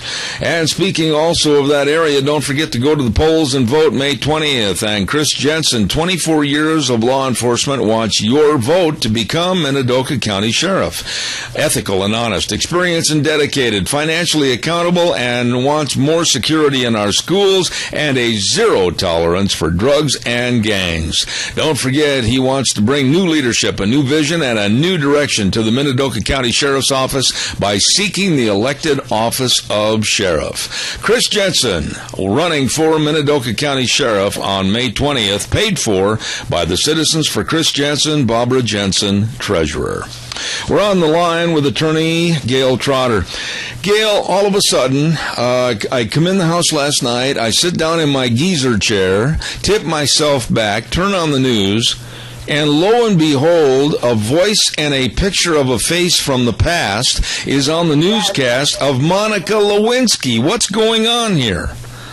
Yes, that was pretty dramatic. I was pretty shocked. I had not heard any rumors circulating that was on the way, so I was pretty shocked to see that as well. And I think with Hillary's book coming out, it's slated to come out in June, and obviously the specter that she will be running for president or will announce running for president at some point in the future, I think Monica felt like she needed to jump in here and set the record straight. So this is very interesting stuff. I mean, it kind of goes back to this idea about the war on women, which has been a very successful liberal ploy to recruit single women to support Democratic policies that, in truth be told, actually harm women and do not help them. That Monica Lewinsky was one of these situations. What she endured, the scorn of the feminist left, who wanted to make her out to be narcissistic, to be loony, to be, a seductress. They tried everything in order to protect a president who had promoted liberal policies that were in line with leftist feminists. So it's so fascinating to me that this would resurface at this moment, because Monica Lewinsky is Exhibit 1, that when people out there talk about a war on women, it's just political. It's not actually really trying to boost women up. It is whatever is going to work to convince people to pass policies that align with liberal priorities, not actually what makes women better off, have more opportunities, and anybody who gets in the way will be rolled over by the leftist feminist establishment, including Monica Lewinsky. Let me ask you, though, Gail, and I think it was Liz Cheney last night that said it, and I agree with her opinion and her philosophy on this. She seems to think that the reason Monica Lewinsky crawled out from underneath the rug right now is so that they would have plenty of airtime to make the story old news and not worthy of bringing back up again during the campaign. That makes a lot of sense to me. That's possible, but I tend to think more about policy than about personalities. So I think if Republicans are successful at showing how liberal policies harm people and are able to deflect the attention away from the personalities, I think that is a way that either side can make more persuasive arguments about the policies that they're advancing. And that could be true. It could be a very calculated political ploy to surface this now, let all of the air out of the room, and then there's no longer a news hook on this going into the election. But I think it can backfire, because as they see how she was treated and remember that, they understand, the voters can understand that it's not really a principled position. It is an attack of personalities. It is a defensive posture. And looking at it that way, it puts the focus back on the policies instead of on the personalities. Okay, going along with what you just said with policies. Okay, this climate change, global warming, whatever you want to call it, I call it absolute idiocy. We're looking at Obama leading the charge for climate change, that man has caused it, and we're going to do everything we can to destroy the coal industry. We're going to change everything over to wind and solar. You know, Gail, out here in our country, you're not going to push those big John Deeres or those Massey Ferguson tractors down the field with a propeller. We have people that have to travel round trip 40, 50, 60, 70 miles a day to get to their jobs. We have an energy need in this country, and with Obama, we're going to be seeing a lot less reliability and extremely high costs. Why would the Democrats want to lead Hillary in 2016 into this mess that Obama's creating? It is really troubling, and you look at some of these policy prescriptions by the Obama administration, including the minimum wage. We know that the real minimum wage is zero when people cannot find jobs because we have all these federal government mandates that hamper, that tie the hands of employers and create roadblocks for entry-level job seekers. And when you look at that and contrast it with the Republican vision of an energy renaissance, where we're trying to get entry-level jobs that are already happening in places like North Dakota, where we have an energy boom, or in Texas, and you have entry-level jobs at Walmart that are paying $17.50 an hour, significantly over the mandated minimum wage that Obama's trying to propose of $10.10. You have truck drivers that are able to start out making $80,000 a year. And the ability of people in these places in North Dakota and Texas to have a much higher average wage is just astonishing. And even in North Dakota, that state has 22,000 more jobs than people looking for work. And I, for one, really respect that economy, but I don't want to move to North Dakota. I'd like to have those kind of jobs and opportunities offered to Americans in the states that they live in now.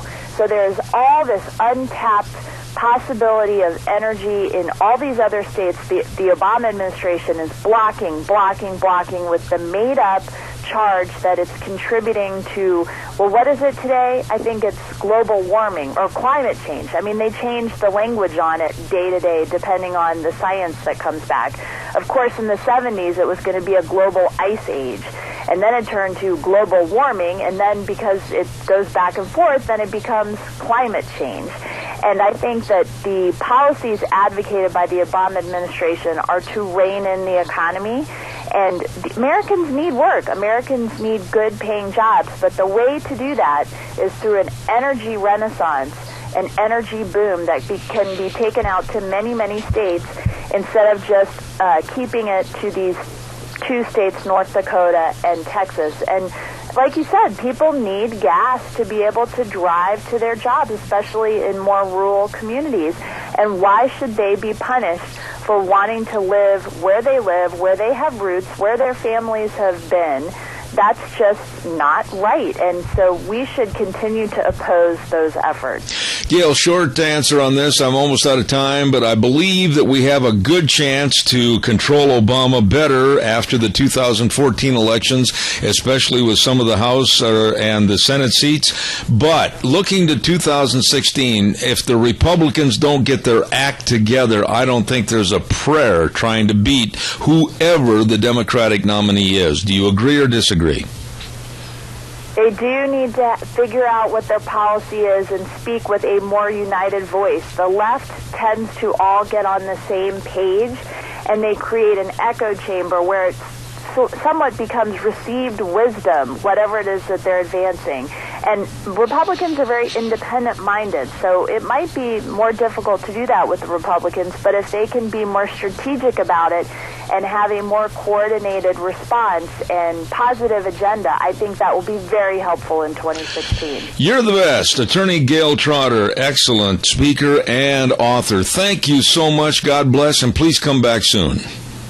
Same to you. It's always a delight to be with you. All right. Thank you very much. Really enjoy that lady, Attorney Gail Trotter from back in Washington, D.C., and we'll have her back on again real soon, you can bet. Don't forget, my dear friend Representative Fred Wood, running unopposed for representative again in District 27, and Fred, of course, has done so much to help the constituents here in the state of Idaho, chairman of the Health and Welfare Committee and on the Resources and Environmental Committee. This man will listen and work work for the people as he has in the past for District 27 and the entire state of Idaho. And he urges you, Representative Fred Wood urges you to go vote on May 20th and show that you care and are willing to take charge of your future here in the state of Idaho. Representative Fred Wood, paid for by Fred Wood for House seat number 27.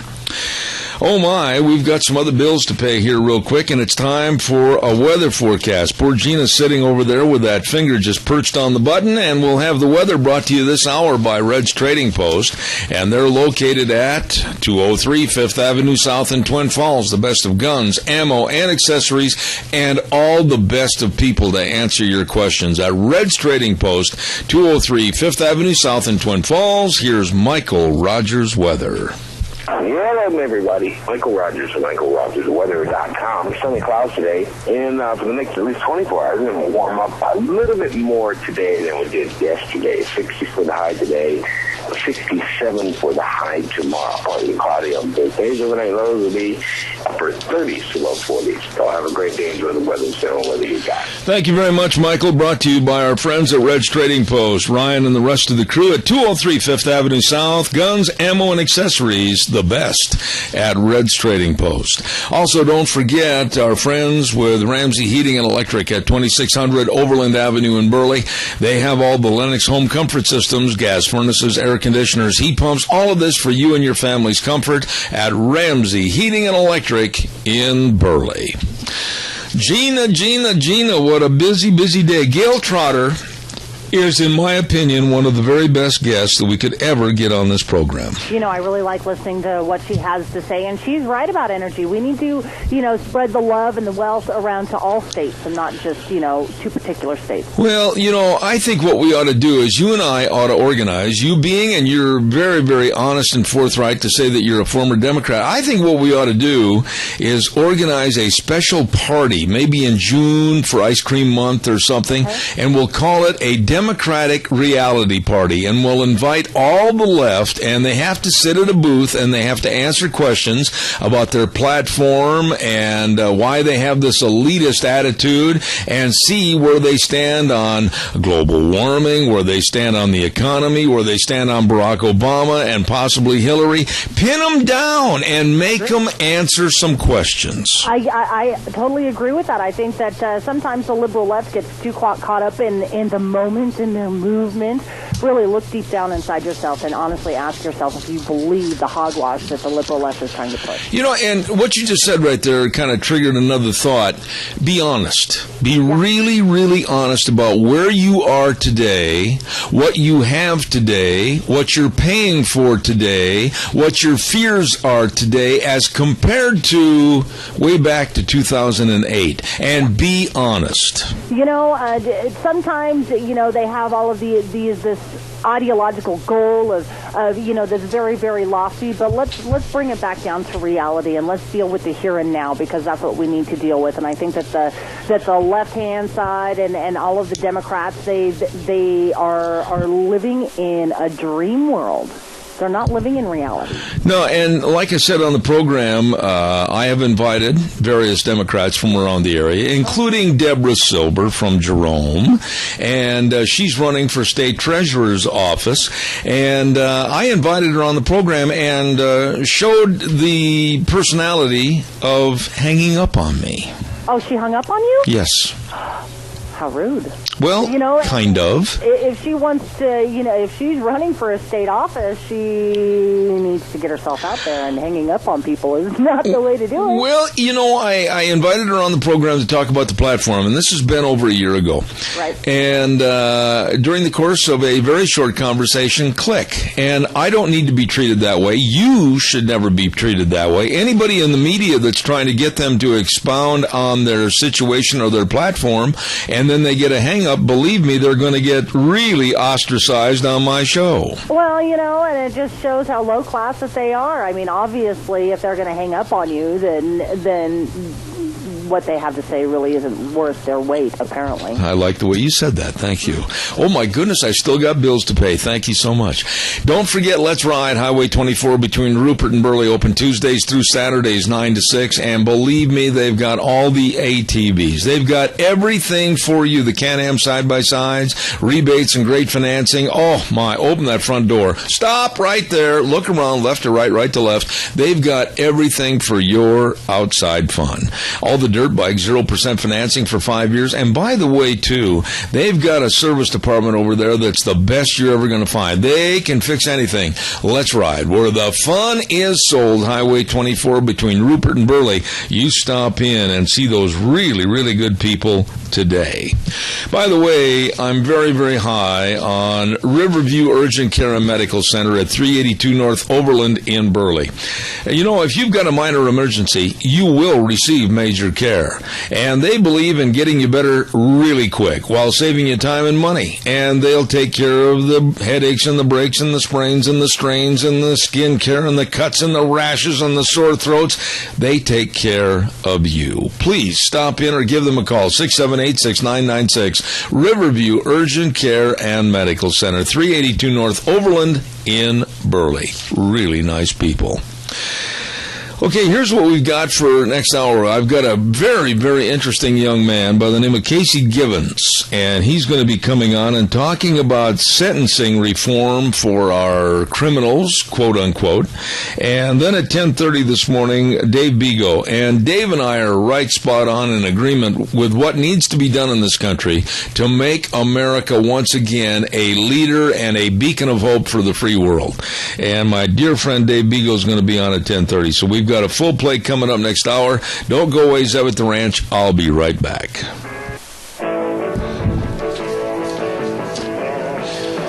Oh my, welcome back. Hour number 3, Zev at the Ranch. I'm Zeb Bell with our major sponsor, your Magic Valley Les Schwab Tire Centers, all 7 locations serving you, along with some of our really great advertisers, and they are Lee's Furniture, Floors, and More at 459 Overland and Burley, and of course our friends at Western Way Services, always at your disposal. Get on the route service today. Call Kelly at 734-6969. Hey, we've got a couple of bills to pay here real quick, and I want to remind you about a great place to go eat lunch, and that's the Chadwick Sports Grill. Oh, ho, ho.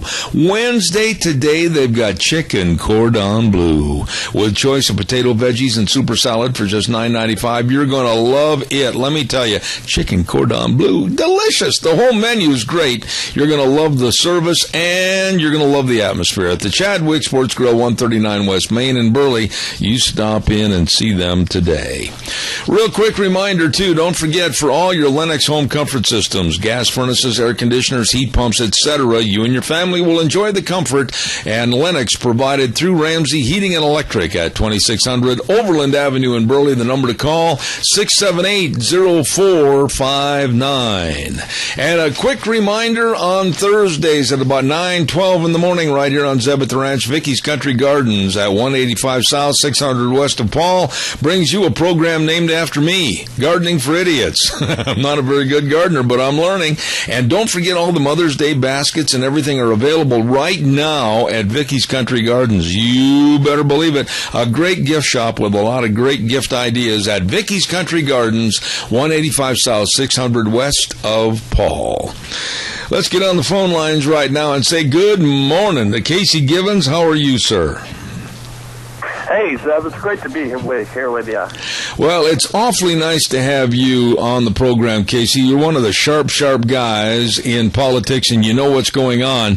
You wrote an article, and it was very well done, on conservative sentencing reform, and you believe that we need to have sentencing reform. Why? Yes, well, this is a proposal that many conservatives have started to get behind in recent years. Currently in the Senate, both Senators Rand Paul and Michael Lee have proposals to reform federal sentencing guidelines because our federal prison system is very overcrowded. We have, according to one report, it's 30% overcrowded, and the U.S. spends billions of dollars on locking up a lot of prisoners that are really arrested for nonviolent for nonviolent crimes such as possession of small amounts of drugs that are really just weighing down taxpayers' dollars. So we're really seeing that in the past few years, there's really been a movement from some more conservative Republican senators as well as conservative groups like the Heritage Foundation to call for rational sentencing reform that both keeps America safe and also reduces saves taxpayer money and reduces prison overcrowding. Oh, okay, but Casey, I guess maybe I'm from the old school. I think that if people get involved in drugs and the trafficking of drugs, to me that is a heinous crime and one that deserves a swift and possibly long-term punishment. Where am I going wrong? Well, I think a lot of people would absolutely agree that drugs should absolutely be a crime, but it depends on what amount of punishment there are. Now, conservatives like Rand Paul and Mike Lee, they're not against locking people up for possession of drugs, but the question really becomes is that how much of a punishment should people be behind bars for that? Well, under mandatory minimum sentencing, which has really come into play over the last few decades, the federal government has set deadlines where people are locked up in jail for sometimes up to decades for simple things like possessing marijuana. There are some cases of people that have been locked up for more than 20 years for crimes of that nature. Now, while I don't think there's not many people arguing that these types of crimes should be completely decriminalized, or that people should not be punished for these types of crimes, the question really comes down to how much of a punishment should they be locked up for. And unfortunately, a lot of these sentencing terms are much too long and are really costing taxpayers a whole lot of money. Okay, now Casey, there have been people that have been on my program, and I have a very, very good friend back in Washington, D.C. that's a lobbyist that absolutely says I'm wrong, I'm nuts, I'm crazy, that we should legalize drugs and we wouldn't have this problem. Well, I disagree. I'm looking at what's going on with a stoned society in Denver, Colorado, and around the Colorado area with marijuana. I don't know if I want kids all over the United States subjected to seeing this and trying this and being available to them. So what are we going to do to slap people on the wrist to make it punishment, but yet not tie up the courts and not tie up the prisons? You know, that's a great question, Zeb, and I would actually, kind of take the opposite position on that issue. I think that what we're seeing in Colorado is actually a step in the right direction, because if you really look at the way that drugs are being handled in the United States, we see a huge amount of since it's illegal, we see a huge black market where we have a lot of shady characters selling, drugs that, God knows what their safety to a lot of Americans and a lot of young people. But if we have the government instead regulated as they have with things like tobacco, as they have with alcohol, there can actually be some sanity and actually ensure that there's some safety to the process. So I think that what we're seeing in Colorado by having a legal market but have very heavily regulated, as we see with alcohol and as we see with tobacco, could actually be a step in the right direction. And mind you, that's just marijuana. Of course, you won't find many people on any side of the aisle, left or right, calling for the legalization of harder drugs like heroin or LSD or anything of that sort at the moment. I think that if we really look into alternatives like that by legalizing and heavily regulating these types of drugs, it could really make America much safer. All right, now Casey, let me give you... that might be controversial. Let me give you a scenario, okay? I'm going to try to piece this together and you respond. Let's say that you're the University of Oregon or the University of Idaho, and you're going to Boulder to the University of Colorado to play football. Marijuana is legal there. It's not legal in any of those places, but the team goes down there, they get higher in the kite and they play under the influence. You've got all kinds of problems that you've never had before, Casey. Well, absolutely, and that's one thing that many people object to, is they say, how could an American society function? How could we be productive if with drugs so widely available, and people could get high on that? So in the case of what you mentioned, the football players going down to Colorado and getting high, I really don't think, I think that any good football coach or any good administration would say, you know what, you are absolutely not fulfilling your contractual duty to play football, or at least to play it well, and they would get those kids fired. I mean, you see today, even today in the current regime we have, that in every state, things like smoking tobacco or drinking is completely legal. Yet most employers have contracts with their workers saying that you can't get drunk during work because you will not be productive if you are drunk during work. And I think that we can see the same thing with states like Colorado and Washington that have legalized the drugs. Or if we see kids going down to these states, that if they have a duty to work, their employers or their schools will make sure that they are not just getting around and getting drunk and high all the time, because that is not productive.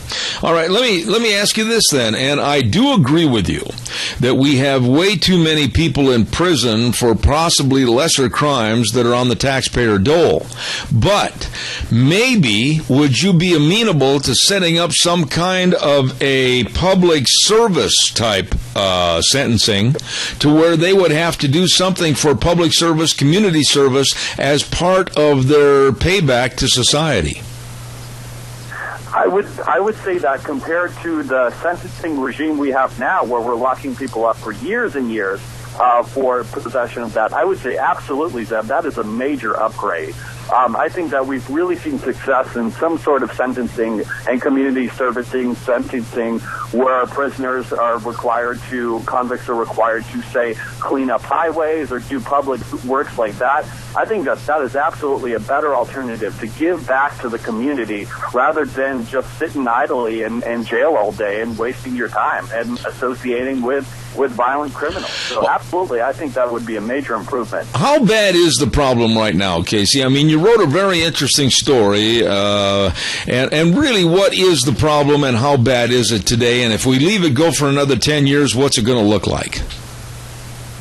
Yeah, absolutely. So the problem is very bad. Taxpayers are literally paying billions of dollars for prisons that are overcrowded. So the federal prison system consumes over 25% of the Department of Justice's budget, and it's overcrowded by 40%, according to some estimates.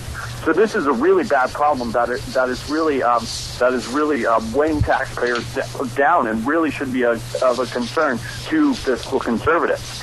And that's not to say that, of course, that's not to say that we should be freeing up prisoners altogether. Of course, if you're convicted for a crime, you should serve the time. But what it does mean is that Americans should really reevaluate the length and the punishment of certain crimes. Is that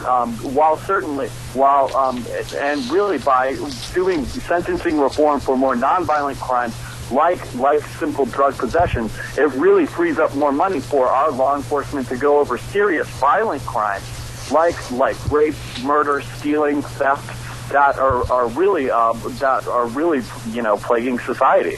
Yeah, but Casey, wouldn't you? And by the way, I don't mean to be rude, but how old are you, if you don't mind my asking? I'm 24, so I'm awfully young. All right, I'm 66, so we've got generational gap here. But I want to ask you this. You just mentioned the term nonviolent. Well, I look at drug dealers as life-threatening, and I call that a violent act. And I think the drug dealers, their sentences should be longer and more harsh. Now, I'll go along with you to some extent on the first-time user, or maybe somebody got caught with a couple of grams of marijuana. I'll go along with you on that. But when it comes to the drug trade and the drug pushers, I think that's a violent act because they're trying to get somebody hooked that could take their life. No, absolutely. I think that And the thing that, especially with these mandatory minimum sentencing, it really incentivizes law enforcement to go over these small fries versus these big distributors that really are a bigger threat to society. So, absolutely, I think that if anything, the drug distribution should be targeted more for law enforcement than a simple American or teenager or whatnot smoking a little dope. It's really the bigger fries, the drug dealers that pose a bigger threat. What about general thought? I mean, do you see a lot of people getting on the bandwagon with your thought about sentencing reform? A lot of both sides of the aisle, the Democrats and the Republicans? Yes, and that's what's really interesting about this is that we've seen, especially in the Senate right now, bipartisan support of this. So the bills, there's been two separate bills, one that Senator Mike Lee of Utah has proposed and another that Senator Rand Paul of Kentucky has proposed, both conservative Republicans. And those bills have seen wide and bipartisan support by Democrats as well, so with Democratic co-sponsors. So there seems like there could be a real chance in Washington to get some movement forward to hopefully passing some bipartisan mandatory minimum sentencing in a way that saves taxpayers money and still keeps America safe. All right, we have a caller with a question, and I'm about a limited amount of time. So, caller, go ahead, please, quickly. And that is not a question, that's a dial tone. Call back, caller, we'll get you on the air. Casey, you put a lot of study into this, and it's a very well-written piece, but it sounds like there's a groundswell to, along with many people, I'm looking at the list here, Grover Norquist and Rand Paul and many others, they seem to be in agreement with you. So what is it going to take to change this, and do you see a movement within the next 2 or 3 years? I definitely think that there could be a movement, especially with a lot of these conservative leaders, like you mentioned, thinkers like Grover Norquist, head of the Americans for Tax Reform, that are really looking at mandatory minimum sentencing and sentencing reform as a fiscal issue because it's really weighing taxpayers down with heavy fiscal burden. So I think that really there is a lot of hope if we see from both sides of the aisle coming forward to both in a way that can both save taxpayers money, yet at the same time prioritizing public safety and really looking to keep America's streets safe. All right. So I think that if we see more bipartisan support and we see push from conservatives to save money, yet still keep America's streets safe, we can really see some hope for some positive reforms. All right, we've got a caller, I think, again with a question. Quickly, caller, I'm almost out of time. No call. Aha! I heard the cow. I thought I did. Casey, I really want to say thanks for coming on the program. And Casey's been kind of a life preserver for us on occasion and supplied some great guests along with himself. And we certainly appreciate it. Casey Givens, God bless. And come back when you get a chance. We'll have you back on the program real soon, okay?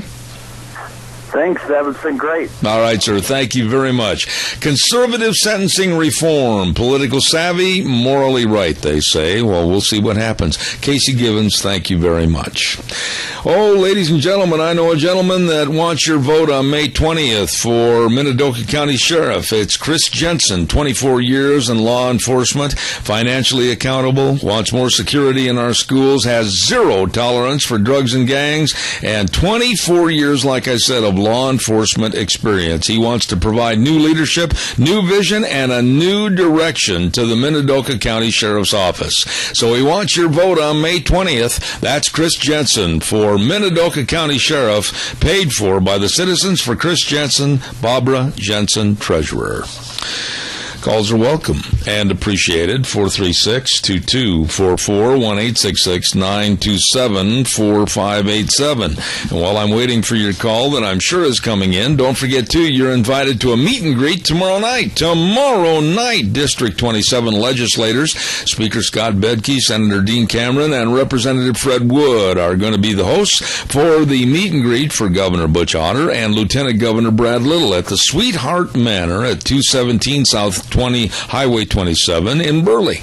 Beautiful place. Going to be a lot of nice people there. Hors d'oeuvres, refreshments. You're going to have a good time from 6 to 9 tomorrow evening. The meet and greet, don't miss it at Sweetheart Manor.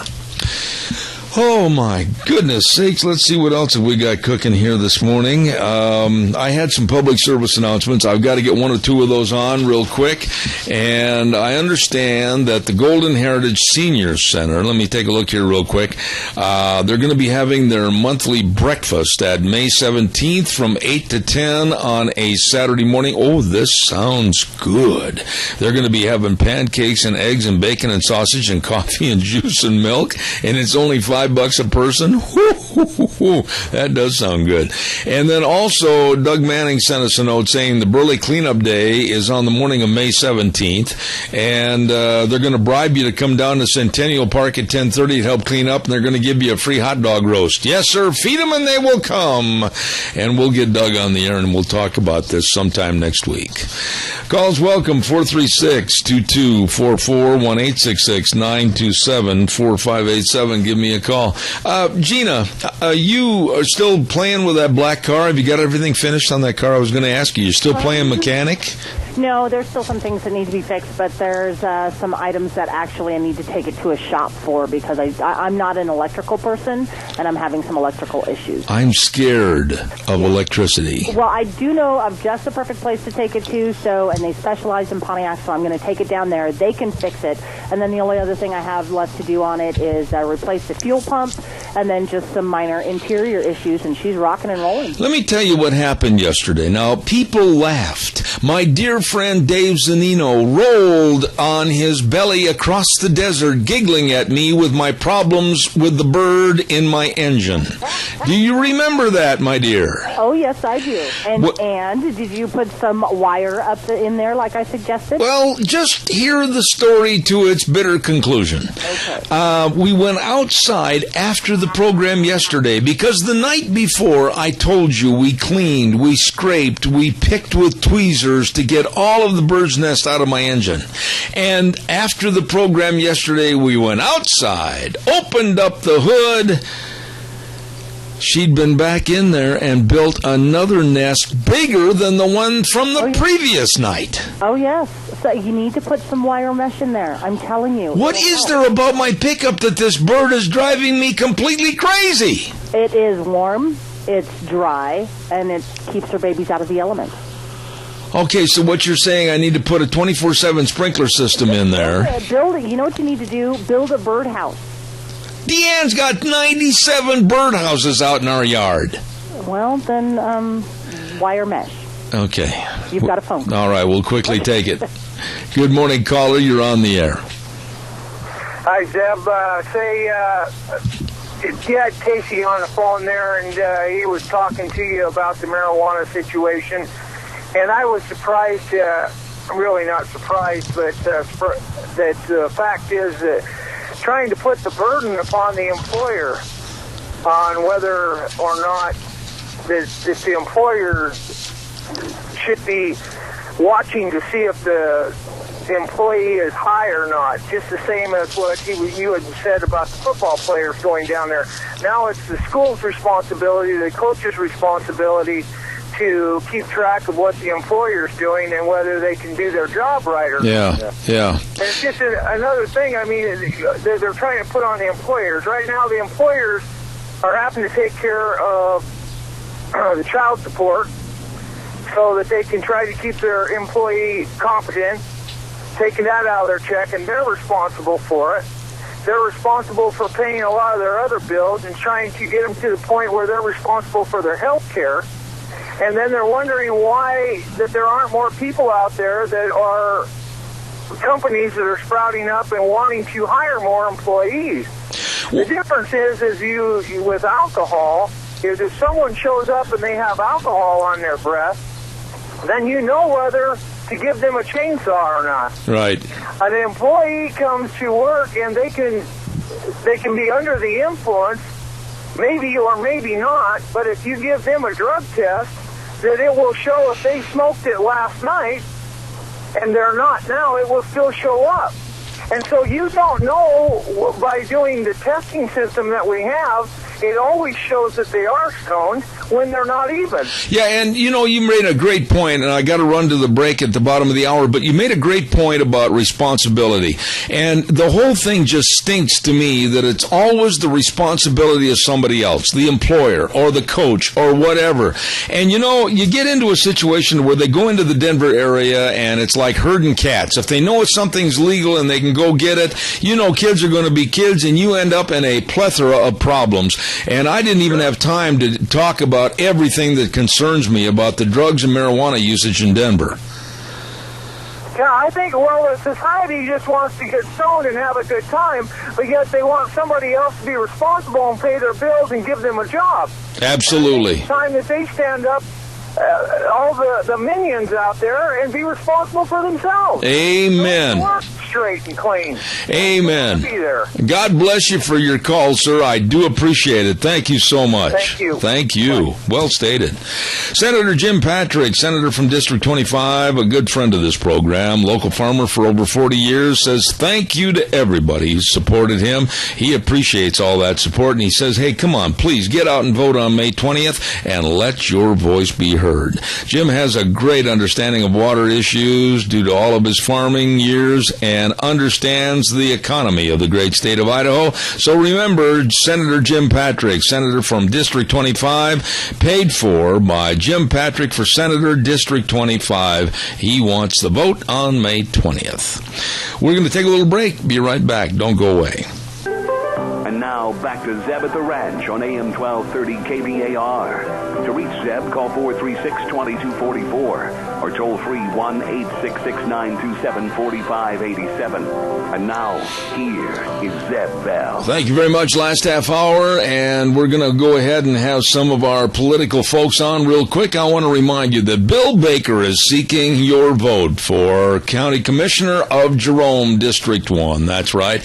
Bill Baker and his government expertise comes from his 35-year career with the BLM, where he held the position of the Twin Falls District Manager and was responsible for the annual budgets of over $20 million. He's fiscally conservative and believes in keeping budgets lean and balanced, and he'll work actively toward attaining significant short-term milestones while guaranteeing meaningful economic development for Jerome County. He's committed to having the best and the most efficient government in Jerome County. Bill Baker, seeking your vote as Jerome County Commissioner, District 1, paid for by Bill Baker for Jerome County Commissioner. Ladies and gentlemen, we're going to have my dear, dear friend Dave Bigo on the line in just a moment. Stand by. Mother's Day coming up this weekend. Don't forget Burley Glass, 1029 Overland and Burley. Gentle Ben and the rest of the crew can install those wonderful vinyl windows and be energy efficient for Mom and her house. You better believe it. Old drafty windows are gone. You better believe that Gentle Ben can help you. Burley Glass, 1029 Overland Avenue in Burley. Number to call, 678-1459. And they wish you and Mom a very happy Mother's Day. Don't forget, too, K&R Rental, 256 South, 600 west of Heyburn. K&R Rental and Sales with all the tools you need, all the quality parts to get the job done outside, sprucing up your home. You better believe they've got everything you need. 678-3122, open Monday through Saturday, 7 to 6, conveniently located 1 mile north of exit 208 on the Burley-Paul Highway. K&R Rental. Right now, let's go to the phone lines and say good morning to a dear, dear friend back in Indianapolis, Indiana. Dave Bigo, how are you? I'm doing great, Zeb. How are you doing? Good to hear from you again, my friend. Real quick, give us a weather update. It is rainy and chilly here in Idaho. What's it like back in Indianapolis? It's sunny and in the 70s. Well, go ahead and rub it in then. Okay. Dave, you know something? Zeb, I've been watching you. I don't understand why you don't have your Colts jersey on. You know, and boy, you're lucky you don't see all of me either, because then you'd really be embarrassed to know me as a friend. I've got some Wranglers on that look like they went through the Civil War. But, Dave, I really enjoyed your blog, The Devil at Our Doorstep blog, Restoring America's Prosperity. And it was really kind of interesting because Dave and I talked on the phone, and a week ago in my blog called Cow Pies and Coffee Cups, I outlined a few items that I thought we needed to do in this country to become, again, the world's leader. And Dave made a much more comprehensive list of things that we think we have to do in this country to really put America back in the number one slot. First off on your list, you had open drilling and exploration for oil in Alaska and also the continental United States. Explain that, Dave, would you please? Well, yeah, we are, by the position that this administration has, is crippling our economy. We could be self-sufficient as far as energy, and we could provide more jobs, we could lower costs, and, you just could go on and on and on. And this would be so good for the American people. But this president, because he's indebted to the environmentalists, he refuses to do it, even though his union buddies want him to. And, he's trying to play both sides of the issues because he thinks that he can side with the environmentalists, and his union buddies will continue to support him during the campaigns, with their campaign money and their ground game. And, I don't know when these people are going to wake up and understand this president doesn't care about anybody. He cares about himself, and he's going to walk all over them no matter what. Dave, when you put energy as number one, open drilling and exploration for oil in Alaska, the continental United States, etc., and we're seeing and hearing every day a major increase in the cry for global warming and climate change. Oh, we're all going to die. We're all going to burn up. And these people are going wacko every day more so than ever before. How do we combat that? Well, and I listened to you earlier talking to Doug Johnson and the lady afterwards, Gail, and that, and the key, Zeb, is conservatives, both the Tea Party and the Republican Party, have to get out and they have to start talking to people and explaining what's really going on, because the other side, just like when I fought the unions, they're experts at this, and this, by the way, this is what they spend all their time doing because they don't have real jobs.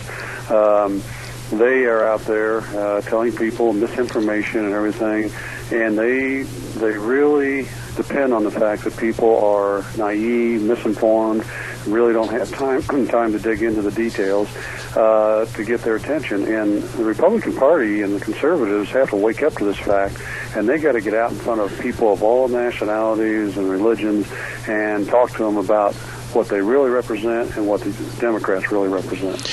Okay, now the next one on your list is one that I talk about every week on Monday at 9:06 with my dear friend in Golden, Colorado, Frosty Woldridge, and I understand you know Frosty. We have got to control illegal immigration by enforcing current laws and regulations, and yet they're being diminished. They're pushed under the rug, and we have, I think, the only country in the world that has an open-door policy, come one, come all, and we're not going to do anything about it. Well, yeah, that's, again, this comes back to politics and money.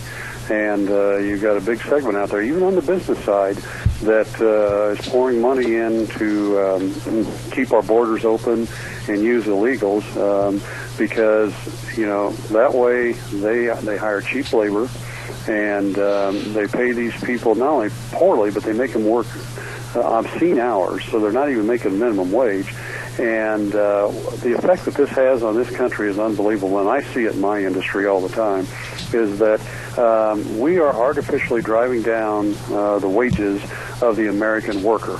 And here we have a president that's calling for a minimum wage of $10.10 an hour, but he won't control this underground economy where people are getting paid, who knows when it works out, maybe $2 an hour.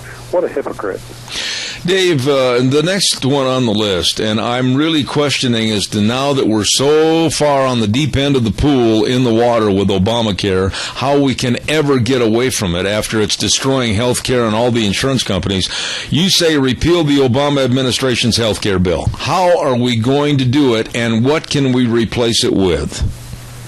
Well, I think the Republican Party has to come up, and I know they have, and they say they have, and they've introduced stuff in the House and that, but they really don't come out again and talk to the American people about here is an alternative that will work, that will make it more affordable for the American people, give everybody access that deserves access, and then really go after this president, not just on this, but other things, where he's playing defense all the time, and implementing this bill becomes even tougher and tougher for the administration as you go down the road. And again, exposing the truth about it. It's one of those things. I think I've talked to you on the show about it. One of the reasons we have nationalized health care is because of the SEIU, the union I fought and beat. They represent healthcare workers, probably 50% of their membership. And, they're the ones that backed the president to get him elected in his first term. And I'm sure part of that agreement was, in fact, it was kind of outspoken by the president, Andy Stern at the time, of the SEIU, that we'll support any president that will give us nationalized health care because they know they're going to have more people to unionize. And we've got to expose all this stuff. And it seems like the conservatives and Republicans are afraid to do it. Okay, now, you bring up an excellent point, and I totally agree with you. Where is the backbone? Where is the spine? And I've said last week on the program on Thursday, and I'll stand behind this, I don't want to send somebody back to Washington that at 5 o'clock in the afternoon is going to look across the aisle and say, hey, let's go have a beer down at Joe's Bar and Grill and have this camaraderie and this fellowship. I want somebody that's going to be a junkyard dog. I don't care if they have any friends in the Senate or the Congress. I just want them to go back and fight for the constituency that they represent. I don't see that anymore. Well, no, they're too dependent on getting reelected. It's like the House every couple of years, and they spend more time raising money and doing things like that than they do doing the job. And I really believe that the House ought to be a 4-year term, and then we should have term limits. 2 terms, you're gone. And we get people back in that are doing it because it's what's right for America. It's not a long-term job for them. You had, in number 4, I thought was an excellent thought, to get rid of a lot of the frivolous court cases, engage in tort reform by enacting a loser pays law. Go ahead and elaborate on that. Well, yeah, and we see it in business all the time. You'll have attorneys, they're out chasing people all the time. I call them chasing ambulances, and what they're trying to do is find people that are disgruntled. They're kind of like union bosses themselves. Find disgruntled people, get them to file a lawsuit, and they take it down the road, knowing at some point the company, in many cases, will get tired and, make a settlement in that.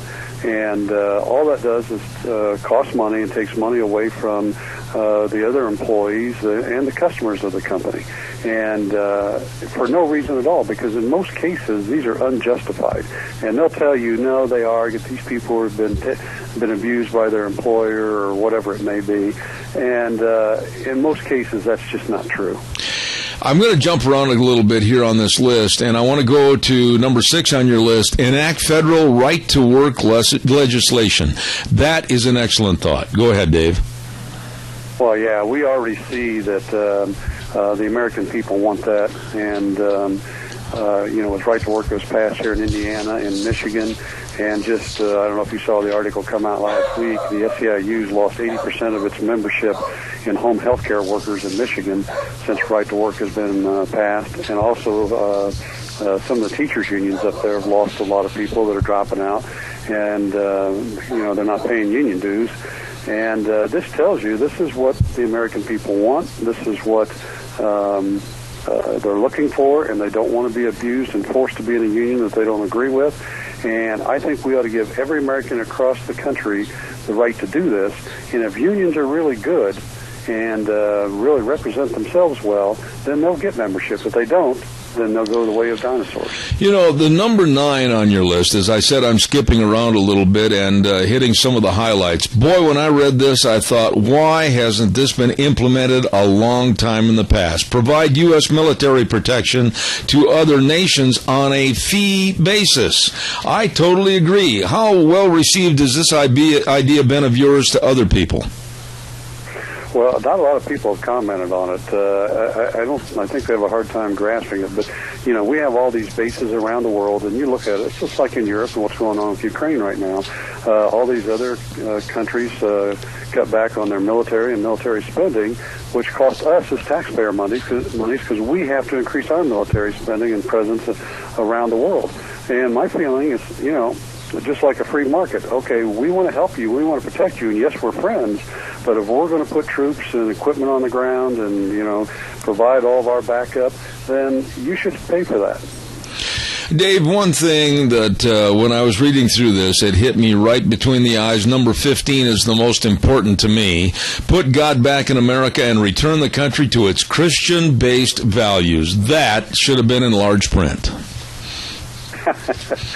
Well, I put it last on purpose because I wanted people to think about that after reading all the other stuff, because that's truly what makes the difference in this country. And all these people that are trying to take God out of out of schools and the Bible out and everything, they don't understand that good Christian people with good values make a difference in who we are and how this country has grown and become the last great hope for this world. And we need to fight, and we need to make sure that God stays as a part of our Constitution and our country. Of all the things on this list, all 15 of these potential points that might turn America around, how far away are we from these, and is it possible to turn this country around and put it back on the track of being number one again and respected around the world? Well, I'm always an optimist. I think it is. It's going to be a long journey, and a lot of these are easy things to implement. But the problem is, the pure thing is we got to take politics out of all this, and we got to get back to running the country for the people. And too many of the people, as you stated in Washington, they're too busy going to parties and they like the lifestyle and they're looking for money and all that kind of stuff. We have to take this back where this is for the people, and we have people there that are doing the right things for the future of our kids and our grandkids. And I think there's candidates out there like that. You know, I've met Scott Walker, the governor of Wisconsin. He's somebody like that I would love to see run for president of this country, because I think he gets it, and he would back the things that I have in this blog. You know, earlier this morning I had Gail Trotter on from Washington, D.C., and I kind of asked her the similar question that you just paraphrased. I asked her, you know, here we have Hillary Clinton, and she seems to be the flag bearer for the Democratic Party, and she's really never done anything. And here on the other side we have Marco Rubio, we've got Ted Cruz, we've got Rand Paul, we've got Scott Walker, we've got a plethora of good people that could run against Hillary, and I think are much classier. Why? Why is she all of a sudden, by the news media, being shooed in as the next president of the United States? Well, you know, the problem with the news media is twofold, I think. And I was actually on another radio program the other day, and the guy was very blunt about it. He says, Dave, number one, the reason you don't get a lot of reception in the news media with your book and that is because most of the news media is unions, and unions control the agenda for the news outlets and also for this administration, and they're afraid to buck the unions.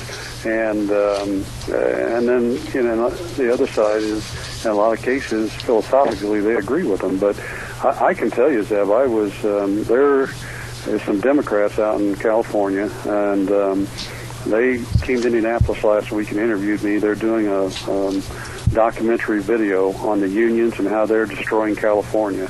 And one gal worked as a state congressman. Another gal was in the news media, and they woke up to what's going on. They read my book and put two and two together, And they've told me the same thing. They say, Dave, the unions control behind the scenes because everybody working there, the cameraman and everybody else, they're all union people, and the union bosses control them, and they control what goes out in the press. Absolutely. The devil at our doorstep, the devil at your doorstep, and, of course, a great blog writer and one of America's finest businessmen, Dave Bego, Indianapolis, Indiana. God bless you for being on the program. I'll be in touch. Always look forward to all of your emails. Thanks, Dave. We really appreciate it. Well, thanks for having me on, Zev, and let's keep getting the word out, and let's find candidates that can turn this country around. Amen. Thank you, my dear friend Dave Bego. God bless. One of the greatest guys I've known in a long time, and we've never met face-to-face, and we're going to hopefully change that sometime this summer. Dave Bego back in Indianapolis, Indiana. Gina, I goofed. You didn't. I did. I forgot at 10:31 something very important, and if you'd rectify my problem, I'd sure appreciate it. Go ahead. Out here, we live by a simple code. We stay true to our family, our friends, our community, true to our values. Governor Butch Otter has been true to us, true to Idaho's conservative values. I'm Governor Butch Otter. I know that sticking to Idaho's values gets results. That's why so many things that I've set out to do have been accomplished. I kept my promise to provide tax relief to the people of Idaho. It was long overdue, and I've shown that we can run the state on a balanced budget. Butch cut our taxes by $150 million, helping individuals and families. Butch is fighting to take control of Idaho's water quality standards from the EPA. And even though critics said it couldn't be done, Governor Otter balanced our budget without raising taxes. There's no doubt about Governor Otter's conservative values and who he serves. He serves us. There's still a lot of work to be done. I need your vote on May 20th, and I'll keep working hard and staying true to our Idaho values. Paid for by Otter for Idaho, Cordocha, Brown Treasurer. And another thing we're going to do right now is let you know what the weather is going to be. And we have Michael Rogers' weather brought to you by Scarrows Meats, 331 North Road, Jerome. Oh, my goodness, 20 years of quality meat products at very reasonable rates. And don't forget, too, expert meat cutting, and they also have their own smokehouse. The food, the meat is delicious.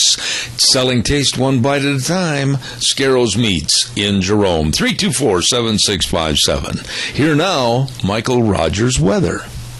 Hello, everybody. Michael Rogers from MichaelRogersWeather.com. Sunny clouds today, and for the next at least 24 hours, we're going to warm up a little bit more today than we did yesterday. 60 for the high today, 67 for the high tomorrow. Partly cloudy on both days. Overnight lows will be upper 30s to low 40s. So have a great day. Enjoy the weather, so whether you got. Thank you, Michael. Appreciate that. Brought to you by Scarrows Meats, 331 North Road, Jerome. Don and the crew over there, really good folks.